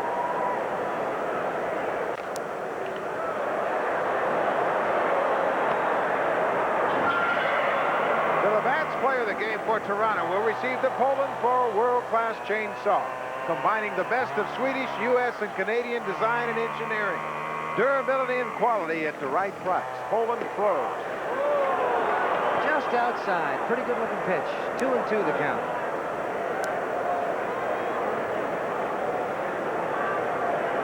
Milligan acquired by Baltimore from Pittsburgh. The pitcher Peter Blom in November of '88.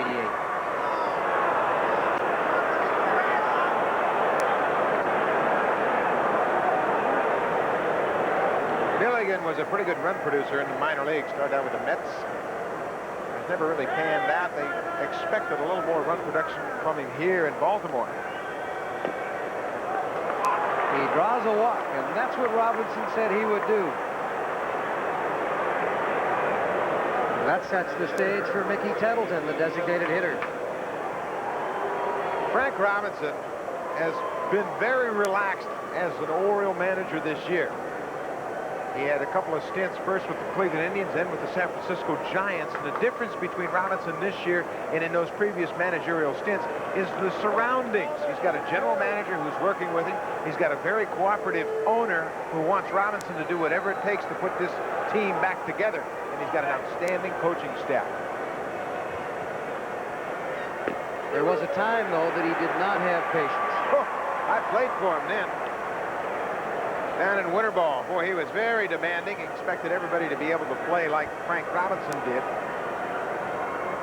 In his stint in Cleveland, he didn't have great cooperation of the front office. There was a lot of doubts about Robinson's ability to be a manager. And then once again in San Francisco, general manager Tom Aller came right out and said, hey, I want to manage this team. Well, that's tough to be a manager of the team when the general manager wants to be your manager. 0-2, the count to Templeton.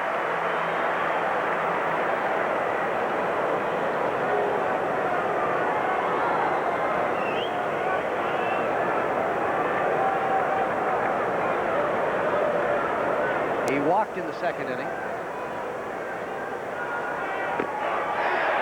They looked down to the third base umpire, Garcia. He said no.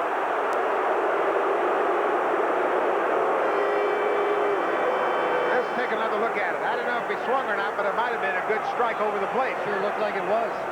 Right on the inside part of the plate. That's far enough to be called a strike. Richie Garcia didn't think so. 1-2 the count. There goes the runner as Tettleton fouls it out of play.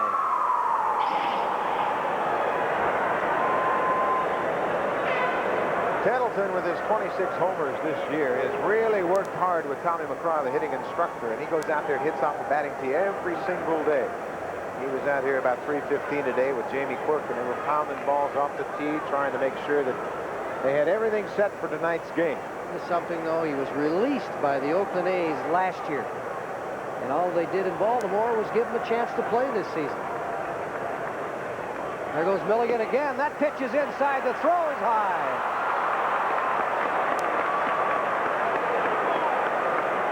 Milligan, not a blazing base runner, but he gets a key stolen base in this situation. Stolen base number 9. Borders' throw a little bit high. He had a tough pitch to handle down and into a left-handed batter, but you can see that's high off the mark. Milligan with the head first slide gets a stolen base.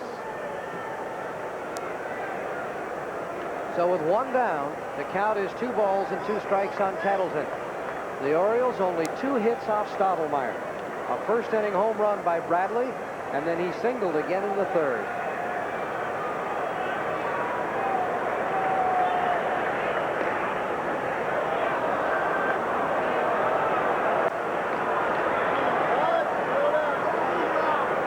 Count is full. I think this trip is good for both Borders and Stottlemyre. They both need to take a deep breath. I think they're feeling the pressure a little bit. Just time to relax. Hey, listen, we're good enough to play in this game. Let's relax a little bit and enjoy it. We don't have to live and die with every single pitch. Borders is fighting it back there. He's got a little tension in his glove. You can see it. Ball bouncing off his glove. He forced that throw to second base. For all you fans that aren't here tonight but might have tickets for tomorrow, it's a 2:35 start. 2:35, Harnish against Jimmy Key.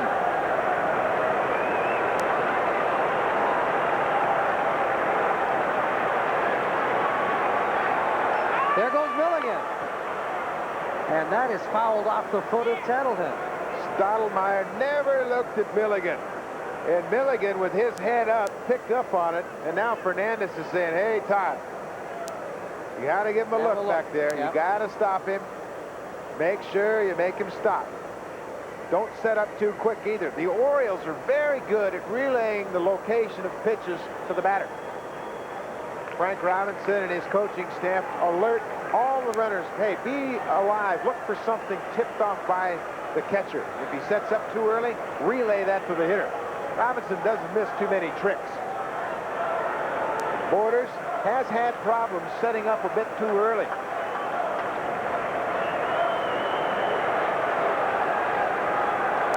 There's the series of signs in multiple locations. Now they're going to chase Milligan back. As a catcher, what you have to do is establish your location before you ever give a sign, and then there's no movement. You can be very subtle and set up on the outside corner and just ease the target to where you want it.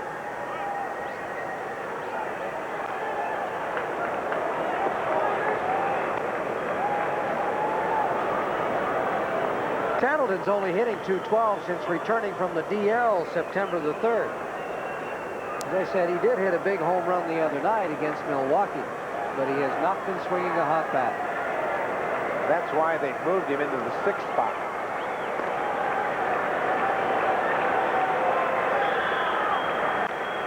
Fouls off another one. There's some pretty tough pitches. That home run in Milwaukee the other night, a 3-run homer that you were talking about, came after a foiled bunt attempt. It was a sacrifice bunt situation. He fouled the first pitch off. Robinson didn't like what he saw. Gave him the hit sign, and he hit a 400-foot home run to left center. If a guy can go up to the plate that's already hit 26 home runs and bunt, you got to think that Frank Robinson has his head screwed on right. Milligan was running, but that ball hit Tettleton. Al Clark said, nope, you got to go back for second. Ball's dead. It hit the batter. So Milligan was off for the second time trying to steal third. Take a look at it. Hits Mickey Tettleton on the elbow. No doubt about that. But Milligan, not a base runner, took off on. Now Gaston's out to argue the point. Take a look at it here. Watch his back elbow. Right there. Yes, sir. Hits him on the back elbow. Gaston, of course, out there to argue that, hey, it sounded like it hit the bat. But we have the advantage of instant replay, and we could clearly see that, in fact, it did hit his elbow. But because there's so much bone in that elbow area, when that ball hits, it sounds like it hits the bat. So one of the top RBI men at the plate now, Craig Worthington, the third baseman, hit into a fielder's choice in the second.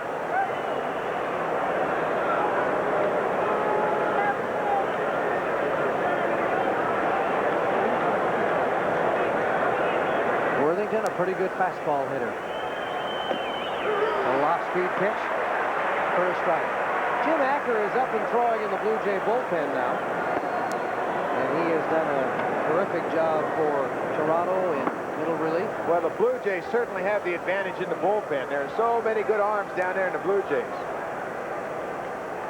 If Ballard can take the Orioles to the 7th, then you'll see Greg Olson. If it's the 7th, maybe Mark Williamson, Olson a little bit later, but those are the two guys that Robinson wants to get to.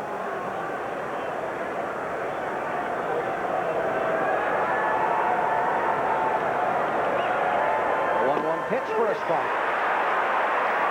One down here in the 4th inning. The Orioles lead it 1-0, and they're threatening.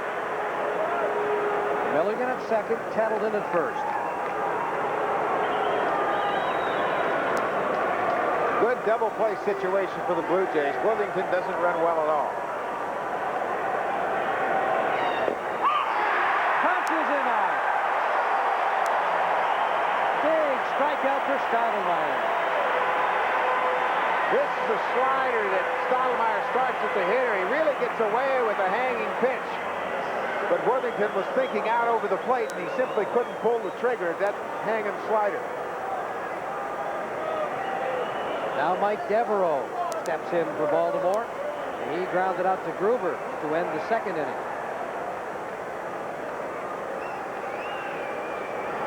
For a strike. Devereaux came to the Orioles from the Dodgers for Mike Morgan in March of this year. And Frank Robinson says that Devereaux is without question his best outfielder. A real speedster.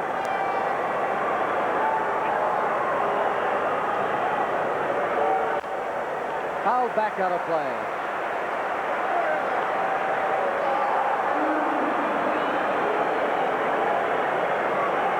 So with a count 0-2, what do you throw Devereaux in this situation? He's a high fastball hitter. Well, you remember back in that Baltimore series, Devereaux hit a home run off Dave Steve after he saw slider after slider after slider and got a hanging slider, hit it for a home run. Whatever you do right here, no matter what you throw, you got to make sure it's out of the strike zone. Make your good quality pitch. Bust them inside with a fastball or go away with a breaking pitch. They went with the breaking pitch. It was well off the plate. Devereaux is strong on the inner half of the plate. That's his strength, be it fastball or slider.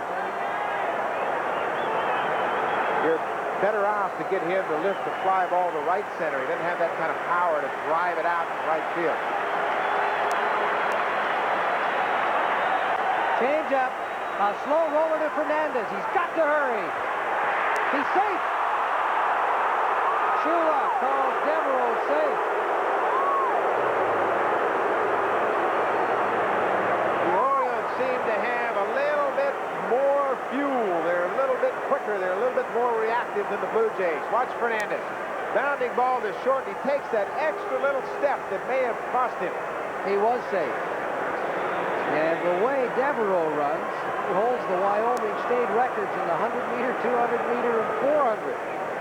So you know he can fly down that line. And that was a tough play for Fernandez. It'll be scored a base hit.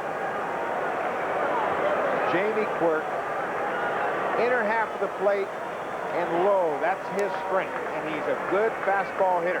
You can run the ball up on him. You can get him with a slider about belt high on his hand. He's driven in 8 runs in the past 10 games. He chops that one foul.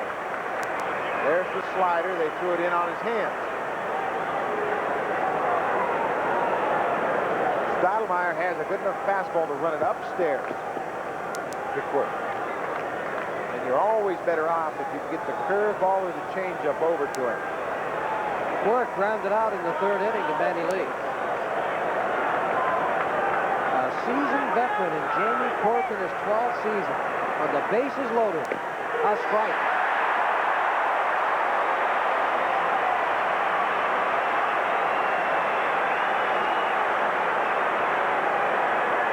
Quirk was looking for something on the inside part of the plate. So when he saw the fastball outside, he simply took it. Now he's got to become a defensive hitter. He's got to shorten up, just try to put it in play. Stottlemyre trying to counter that. He's got to be the aggressor in this situation. Ground ball to McGriff. He'll make the unassisted putout. So Todd Stottlemyre pitches his way out of trouble. And we are heading to the bottom of the 4th inning. And look at these fans at the Sky Dome as their Blue Jays trail 1-0. You're watching Labatt's Blue Jays baseball on TSN. Here's McGuire coming along to the field. Yeah, this could be the last play of the season for these guys, Bubba. That's the truth, partner. 3rd down and long, and here's the snap. Looks like play action, and what a block by Crawford. He just threw it on Martin. Crushed him. McGuire's in the clear, and Bukowski made the big play, and what a play. Let's look at it again. The trap bell going the wrong way. Leveled Martin clear the lane here, and Bukowski and McGuire hooked up to make it to the 1. Yeah, 1st and goal, what should be an easy 6. Are you blue? Let's talk about it. Well, Bubba. Heck of a play, partner. Introducing the 1990 Chevrolet Lumina. You can expect the ultimate family car to have the most room in its class, to be extremely affordable and surprisingly powerful. More families choose Chevrolet than any other car. Put your dreams on the road. The world's most successful cars. Thinning hair. It's a problem most of us will face. But now Revlon has the solution. New Nutrisome supplement. Nutrisome is scientifically proven to make your hair thicker and healthier looking. His opponent isn't one man or a whole team. Success or failure rests entirely upon himself and a throbbing left arm.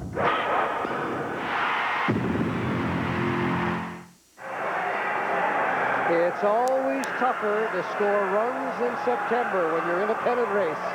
And that's the way it's been for both Baltimore and Toronto the last couple of weeks. 1-0. A first pitch, home run, 1st inning, first batter, Phil Bradley. That's the difference in the ball game.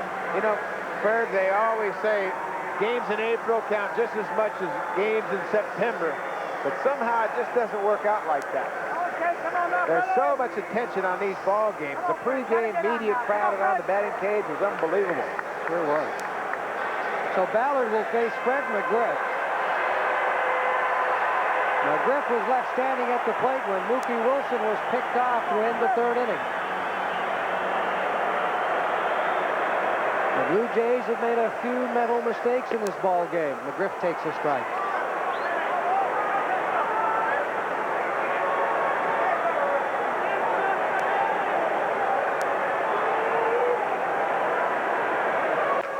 He reaches, punches it foul. That pitch was way out of the strike zone, too. Well, Ballard is the master of nipping at that outside corner, both to left-handed batters and to right-handed batters. He's not going to throw too many down the heart of the plate. Look at that breaking pitch. Right to the outside corner and overmatched Fred McGriff. That is the third strikeout. Stay tuned at the end of the game for the TSN Turning Point, brought to you by Remington. The Remington Electroblade vibrating blade system. With high-speed motor and vibrating twin blades, glides so easily for incredibly close, smooth, comfortable shaves. Or your money back. Remington Electroblade. George Bell at the plate. He flied out to Devereaux in center field with Mosby down at second in scoring position in the first inning. MVP. Bell is their man. And George will be our man tonight on extra innings. Immediately following this game, our final show of the year.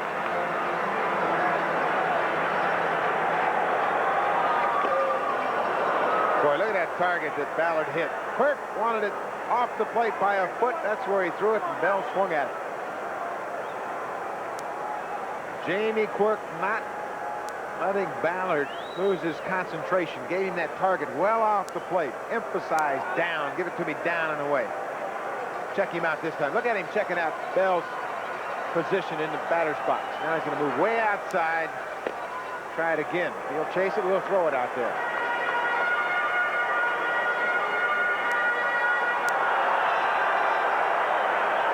George Bell hit a two-run homer off Ballard earlier this season.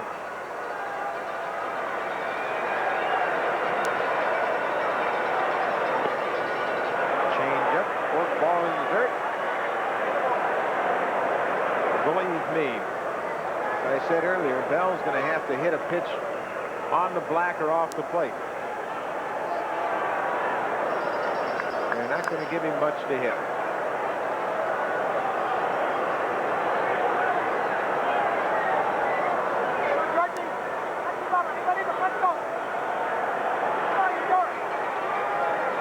Two and two the count. And into right field, coming over is Orsulak. Almost misplayed that ball. The Oriole outfield defense is the type of defense that can win games for you. They've got great speed and generally great judgment. This time, Orsulak appeared to have trouble picking up the ball as he breaks in initially and then has to retreat and make the catch over his head. But that speed will make up for those minor miscues, and he ran it down. Kelly Gruber had a big night in Detroit Wednesday night. And he grounded out here in the second inning to Worthington, the third baseman. Change up for a strike again.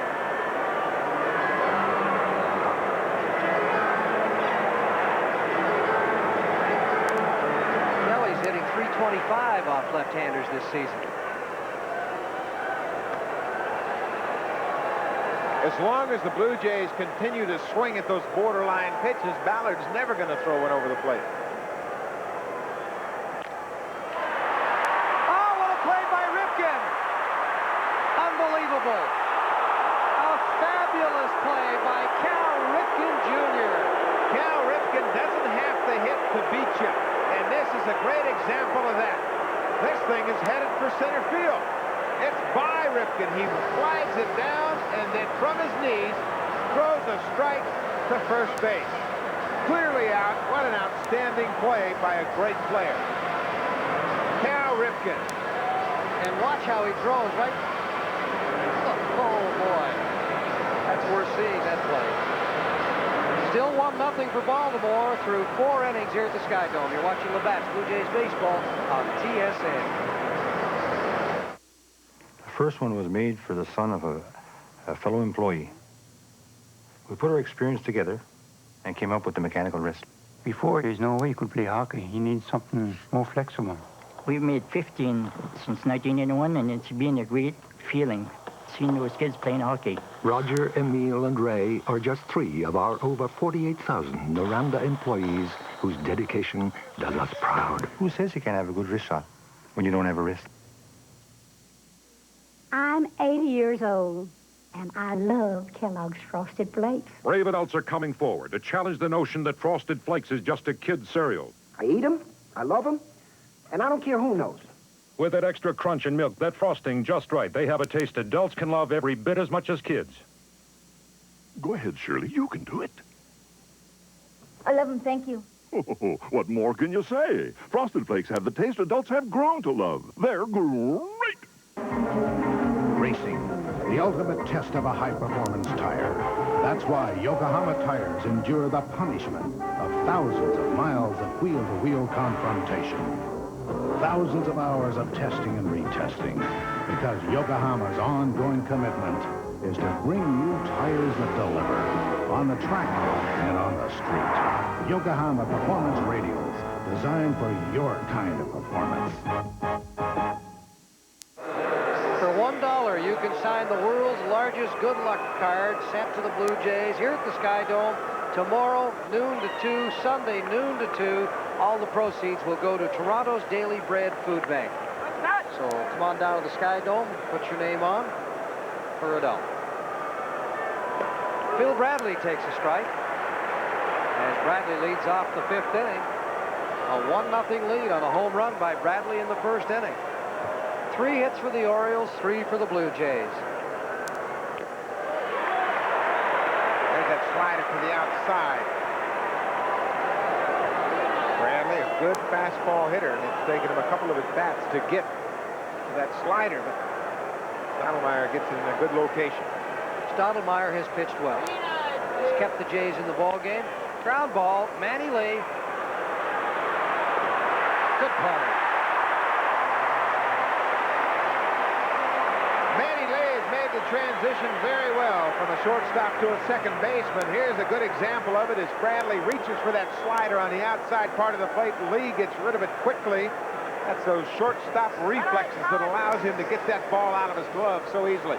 Not only has he made the transition, but we haven't heard any complaints. Boy, you'd really be opening up yourself for a lot of criticism to complain in the middle of this season. Tim Hewlett, the batter. He's 0 for 2. Both times he's flied out. Change up a little high.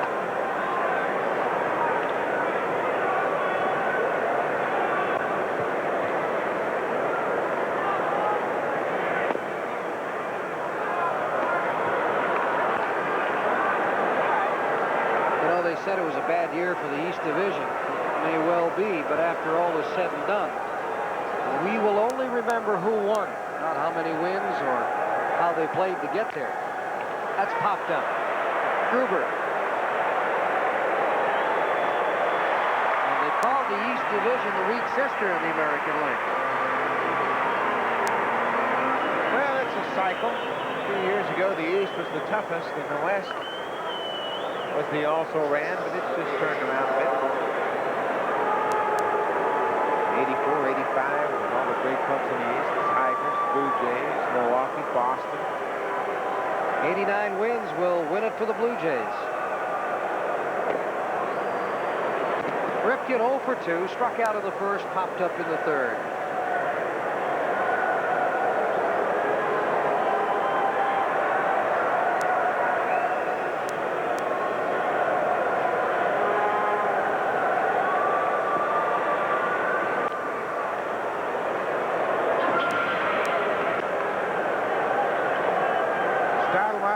Pitched himself proudly here.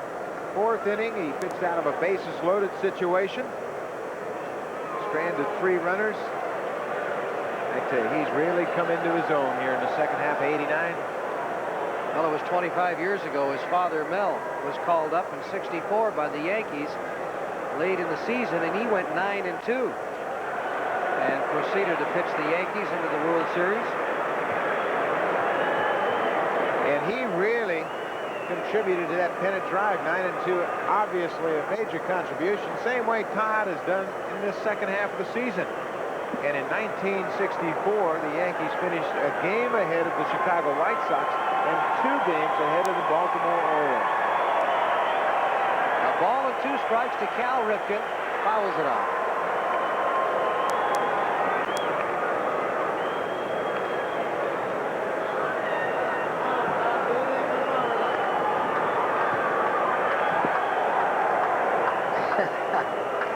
He's just happy to be here playing with the seat. This is just a great place to play. Look at that. All right. I got trick rides here, too. That seat only costs $15. It'll be a little more expensive for the playoffs. Way outside. 2-2.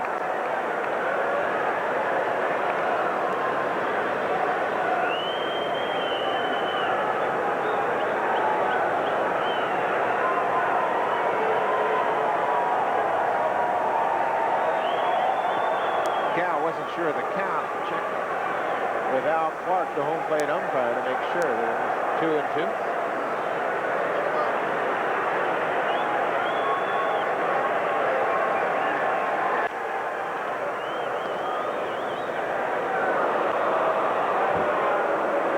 That fan couldn't hold on to it. Well, he asked for it and gets it, but misses it.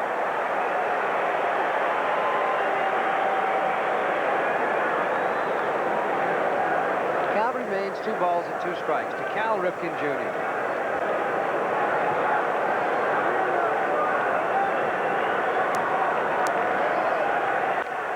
Drive into left center field.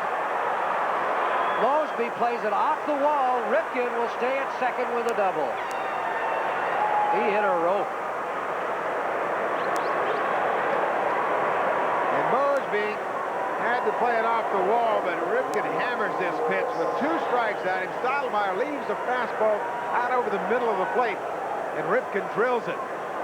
Fortunately, he doesn't get it up in the air. It goes off the fence in left center. And Ripken, with a 2-out double, is in scoring position. And out comes Cito Gaston. Talk with Stottlemyre.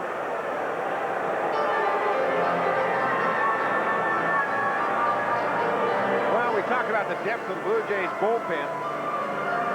They got so many good arms down there. Acker was up earlier. And this visit right here is simply to make sure that Gaston tells Stottlemyre that he's got a right-hander behind Orsulak. Orsulak, the batter, a left-handed hitter. They got a base open. So Gaston has to assert his decision right here.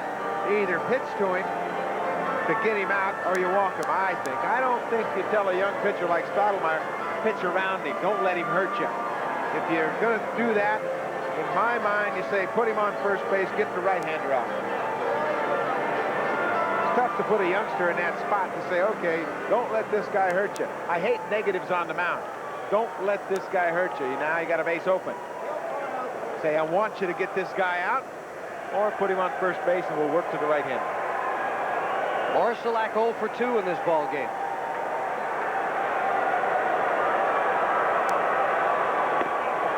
A little off that pitch. He might be the hardest hitter in this Oriole lineup coming into this game tonight. Now Borders goes out to talk to Stottlemyre. Just to reconfirm what they've just discussed on the mound.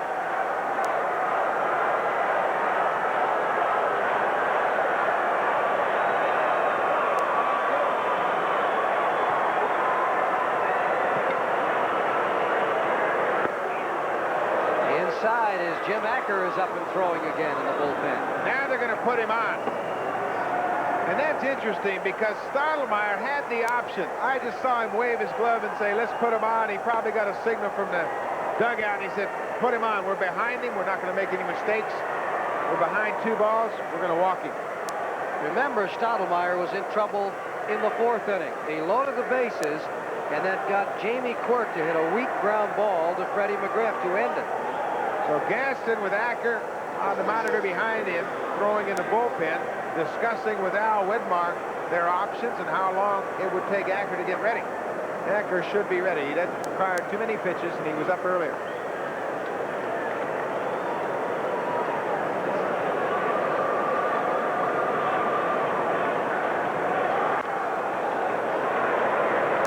Stottlemyre got away with a pitch right there, and you can see he knew it. He threw that slider out over the plate. Milligan had a good rip. He's already over 100 pitches, Stottlemyre. And we're just in the 5th inning. So in all likelihood, this will be his last inning. 1-1 the count. The number of pitches is intensified by the pressure and the emotion of the game. So you can add on another 25% effort because there's so much tension in this game.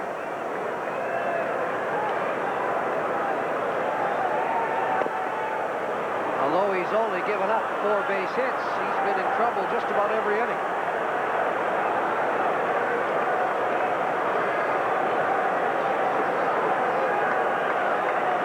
Two and 1 the count. Popped it up. Manny Lee out in the shallow right. He'll leave it for Glenn Allen Hill. He makes the catch for the 3rd out here in the 5th inning. So Stottlemyre hands to the dugout, trailing 1-0. You're watching Labatt's Blue Jays baseball on TSN. Let's vanish. I'm famished. Let's grab a bite and a Coca-Cola Classic. Oh, I got an urge to feed my face. I got the munchies, I got for a taste. Chow down it, then drown it. It all goes better with the Coca-Cola Classic. Can't beat the real thing, no. Can't beat the feeling. Esso Protec engine oil brings you this simple demonstration of the effects of friction. 2 objects rubbing together create heat. When those objects are in your engine, that heat means wear. Deposits build up, fuel economy goes down. Your engine's only protection is a skin-thin layer of oil that either makes it or breaks it. That's fact, not friction. Lean on me. Probably never get it done. It sure seemed that way last week. Sure did. I'd like to thank you for all your help, Jimmy. I couldn't have done it without you. Anytime now, you know that. I know. How about this Sunday? I'd like you and Mary to come over to the house for supper. This coming Sunday? Yep. Great. All right.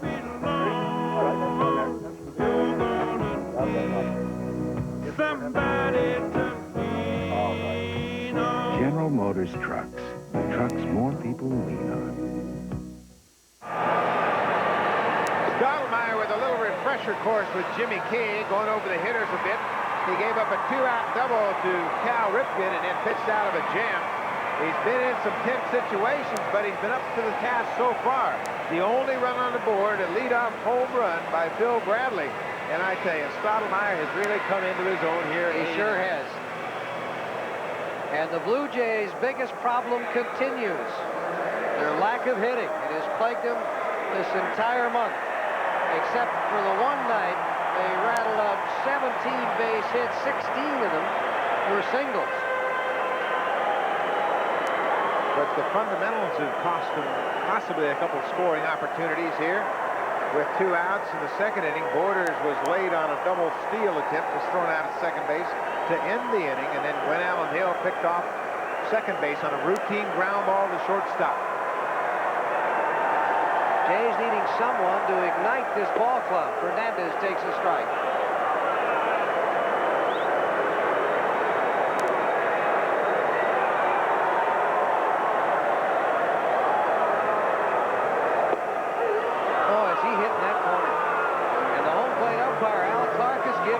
As soon as you establish that you can hit that outside corner, Al Clark will stay with you. He'll give it to you.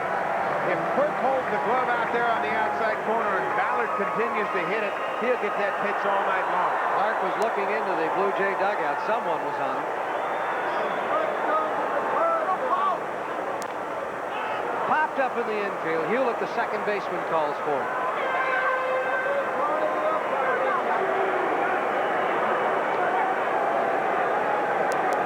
Hernandez is going to give Clark some lip here. This is not good. Get back to the dugout, Tony. It's all over with. Clark might have said something to Hernandez. This reflects a little bit too much tension from the Blue Jays in my mind. Clark has been given that pitch all night long, and yeah, it might be 2 or 3 inches outside, but he's established and he's going to call it. Watch this. There's a look at this pitch that he popped up. Pops up to second base, and then he comes back and tells Al Clark, you made me swing at that pitch by giving him that outside corner. So Manny Lee reaches for a pitch on the outside part of the plate. All you got to do is make up your mind that he's not going to throw anything inside and go out there and get it. Drive it to right field. Ballard hasn't thrown 1 strike on the inside part of the plate tonight.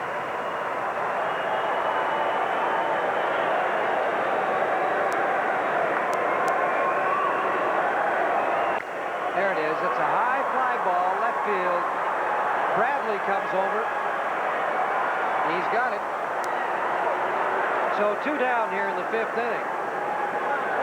Well, who's going to win the batting title in the American League this year? Kirby Puckett. He got 4 points on Lansford. Carney Lansford, what an outstanding year he's had. In the past, he's trailed off the second half, but this year, he's kept right up there and kept Puckett on his toes. Wade Boggs has made a late charge. He got over that 200 hit mark just recently. Borders the hitter. Change up for a strike.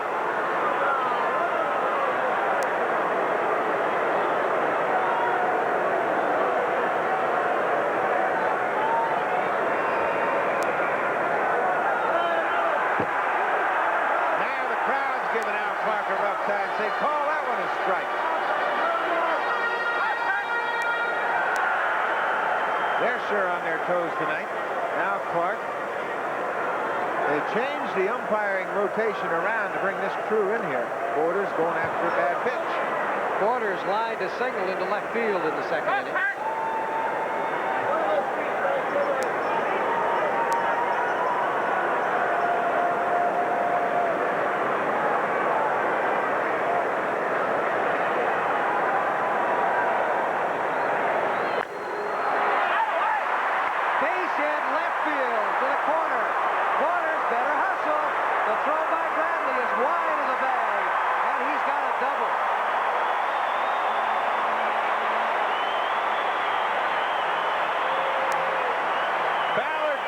The slider with 2 strikes to Borders.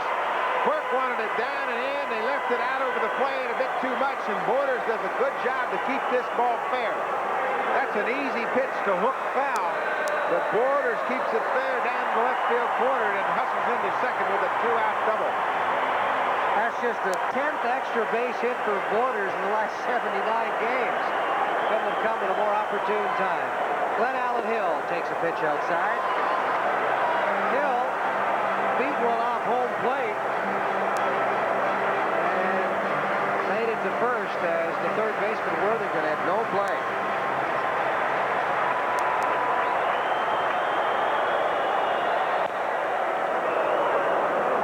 You cannot pull that outside sinker ball. Ballard will stay out there all day long.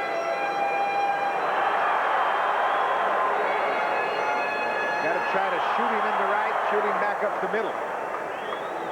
Now Ballard will probably take something off this next pitch as the defense is shifted around towards left. They know that Hill's going to try to pull that ball. In the dirt. 2-1 the count. Blue Jays trying to get back in this ball game. They trail it 1-0, 2 down, bottom of the 5th inning. Borders in scoring position. Boy, is Glenn Allen Hill come a long ways this year, from AAA into a pennant-deciding series here in Toronto at the end of the season.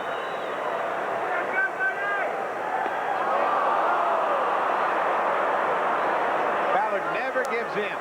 When you expect him to throw one over the plate, he takes it even lower.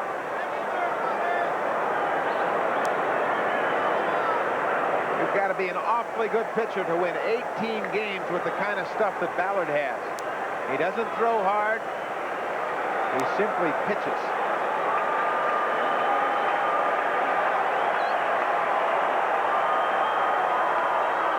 Did he go around? They looked down to Shulock. He said no.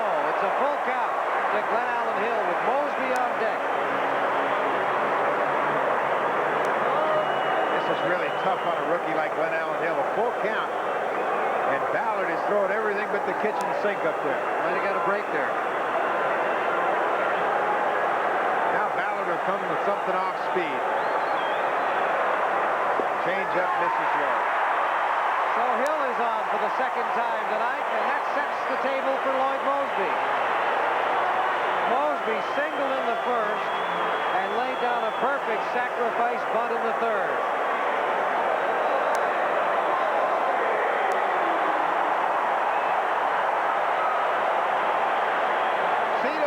Has been in Mosby's corner all year long, and Mosby has responded. He hasn't hit for big average, but he's made all the plays. He's been involved in scoring rallies in this last month of the year, and here he is against Jeff Ballard with a chance to at least tie the game. A ball low away. The shaker of the last 11 games hitting only 170. Base hit here, it would be the at-bat of the season for Lloyd Mosby.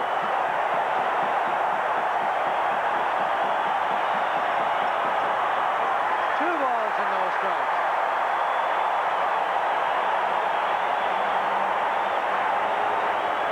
Not very much reaction from Frank Robinson. Just got him up on the edge of the bench a little.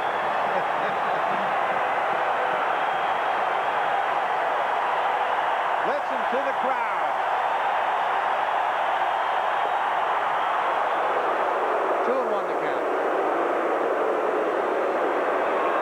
So much for the Canadian fans being referred to as passive.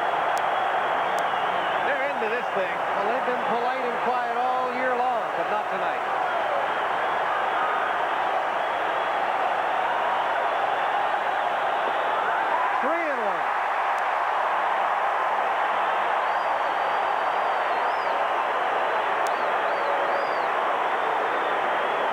Remember, Ballard has to pitch the Orioles into the 7th at least. He's Robinson's man. It'll take a lot for Frank to go to the bullpen in the middle innings.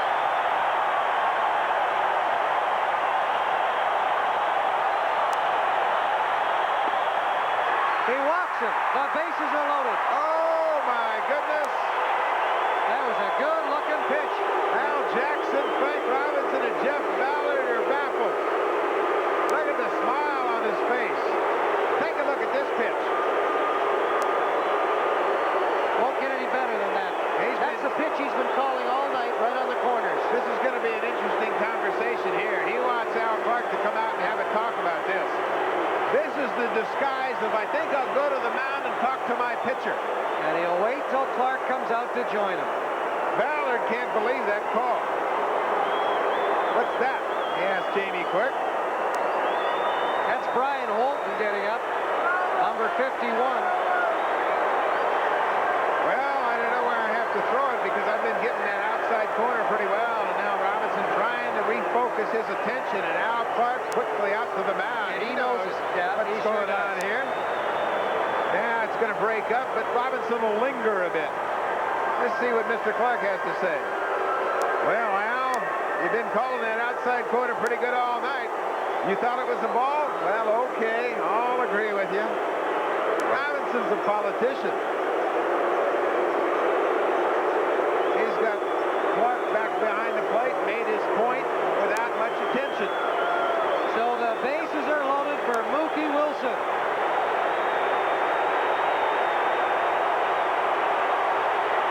rookie 0 for 2 tonight.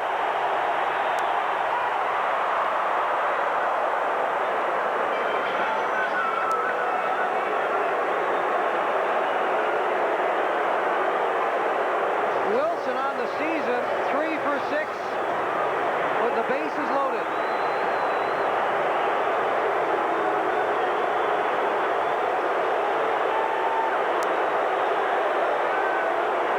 Ballard didn't like that first pitch from Quirk. He wanted another sign. Took too long for Wilson. Wilson should be able to put the ball in play because Ballard is going to be down in the strike zone. Misses up with the breaking pitch. 1-1 the count.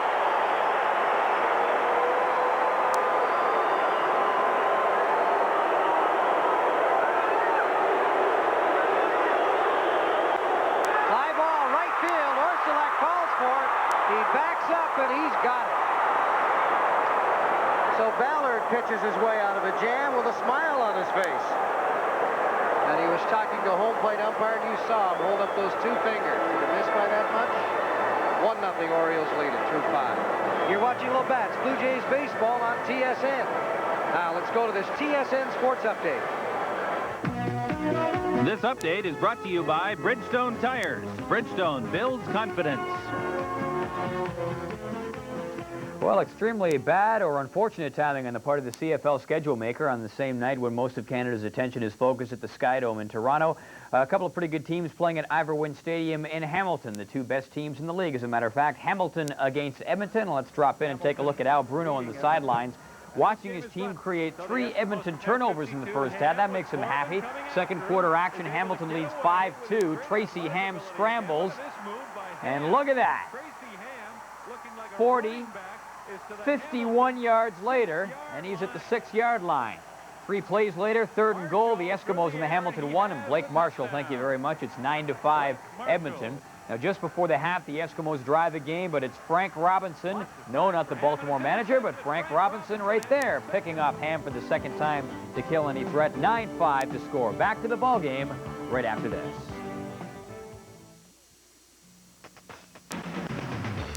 All the tire between you and the road is this, about the width of your finger. Here's where you need exclusive Bridgestone technology. Designed on the principle of a moving tire, not one that's standing still. Which means Bridgestone builds more than tires that perform. Bridgestone builds confidence. So wherever you drive, remember this and remember Bridgestone. Available at a Bridgestone dealer near you. That's it for Todd Stottlemyre. 5 innings, 1 run, 4 hits, couple of strikeouts, 3 walks. Jim Acker has come on. This pitching change is brought to you by Absorbine Cream, the relief specialist.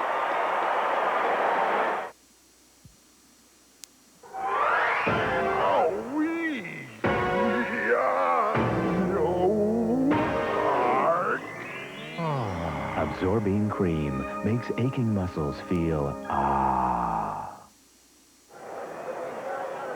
So Jim Acker delivers a strike to Mickey Tettleton. Acker has not faced the Baltimore Orioles this season. And the last couple of outings, he has not pitched very well. In Milwaukee, 2 1/3 innings, 7 hits, 3 earned runs. But overall, he has done a great job this year since coming over from Atlanta. Acker with an outstanding sinker ball, curveball, occasional slider, and a straight changeup.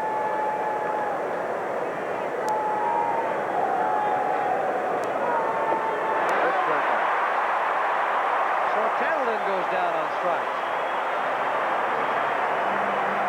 The Orioles had the bases loaded in the 4th. They couldn't score. The Blue Jays in the 5th, they couldn't score. Acker with an 0-2 curveball makes sure that it's down out of the strike zone and gets a strikeout. Now Craig Worthington, the 3rd baseman, steps in. He's 0 for 2 with a strikeout.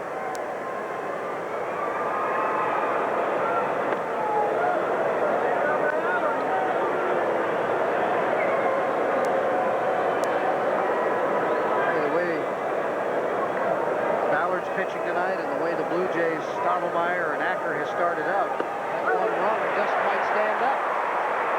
thing that the Orioles rely on, pitching and defense. Ripken made that outstanding play off the bat of Kelly Gruber to take a hit away from him to end the 4th inning. And Ballard has done his number tonight. 2-1 the count to Worthington.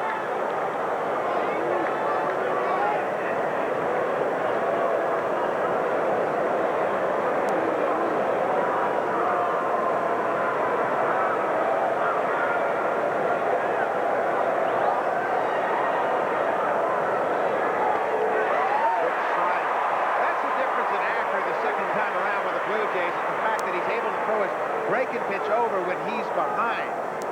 In 85, 86, he had to come with the fastball. Whenever it was up, he got hit. Now he's got the slider.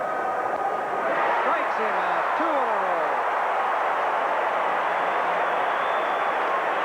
It's not exactly where you want the slider, but Acker gets away with a hanger. Upstairs, maybe out of the strike zone, and Worthington strikes out. 2 in a row. Mike Devereaux. He singled in the 4th.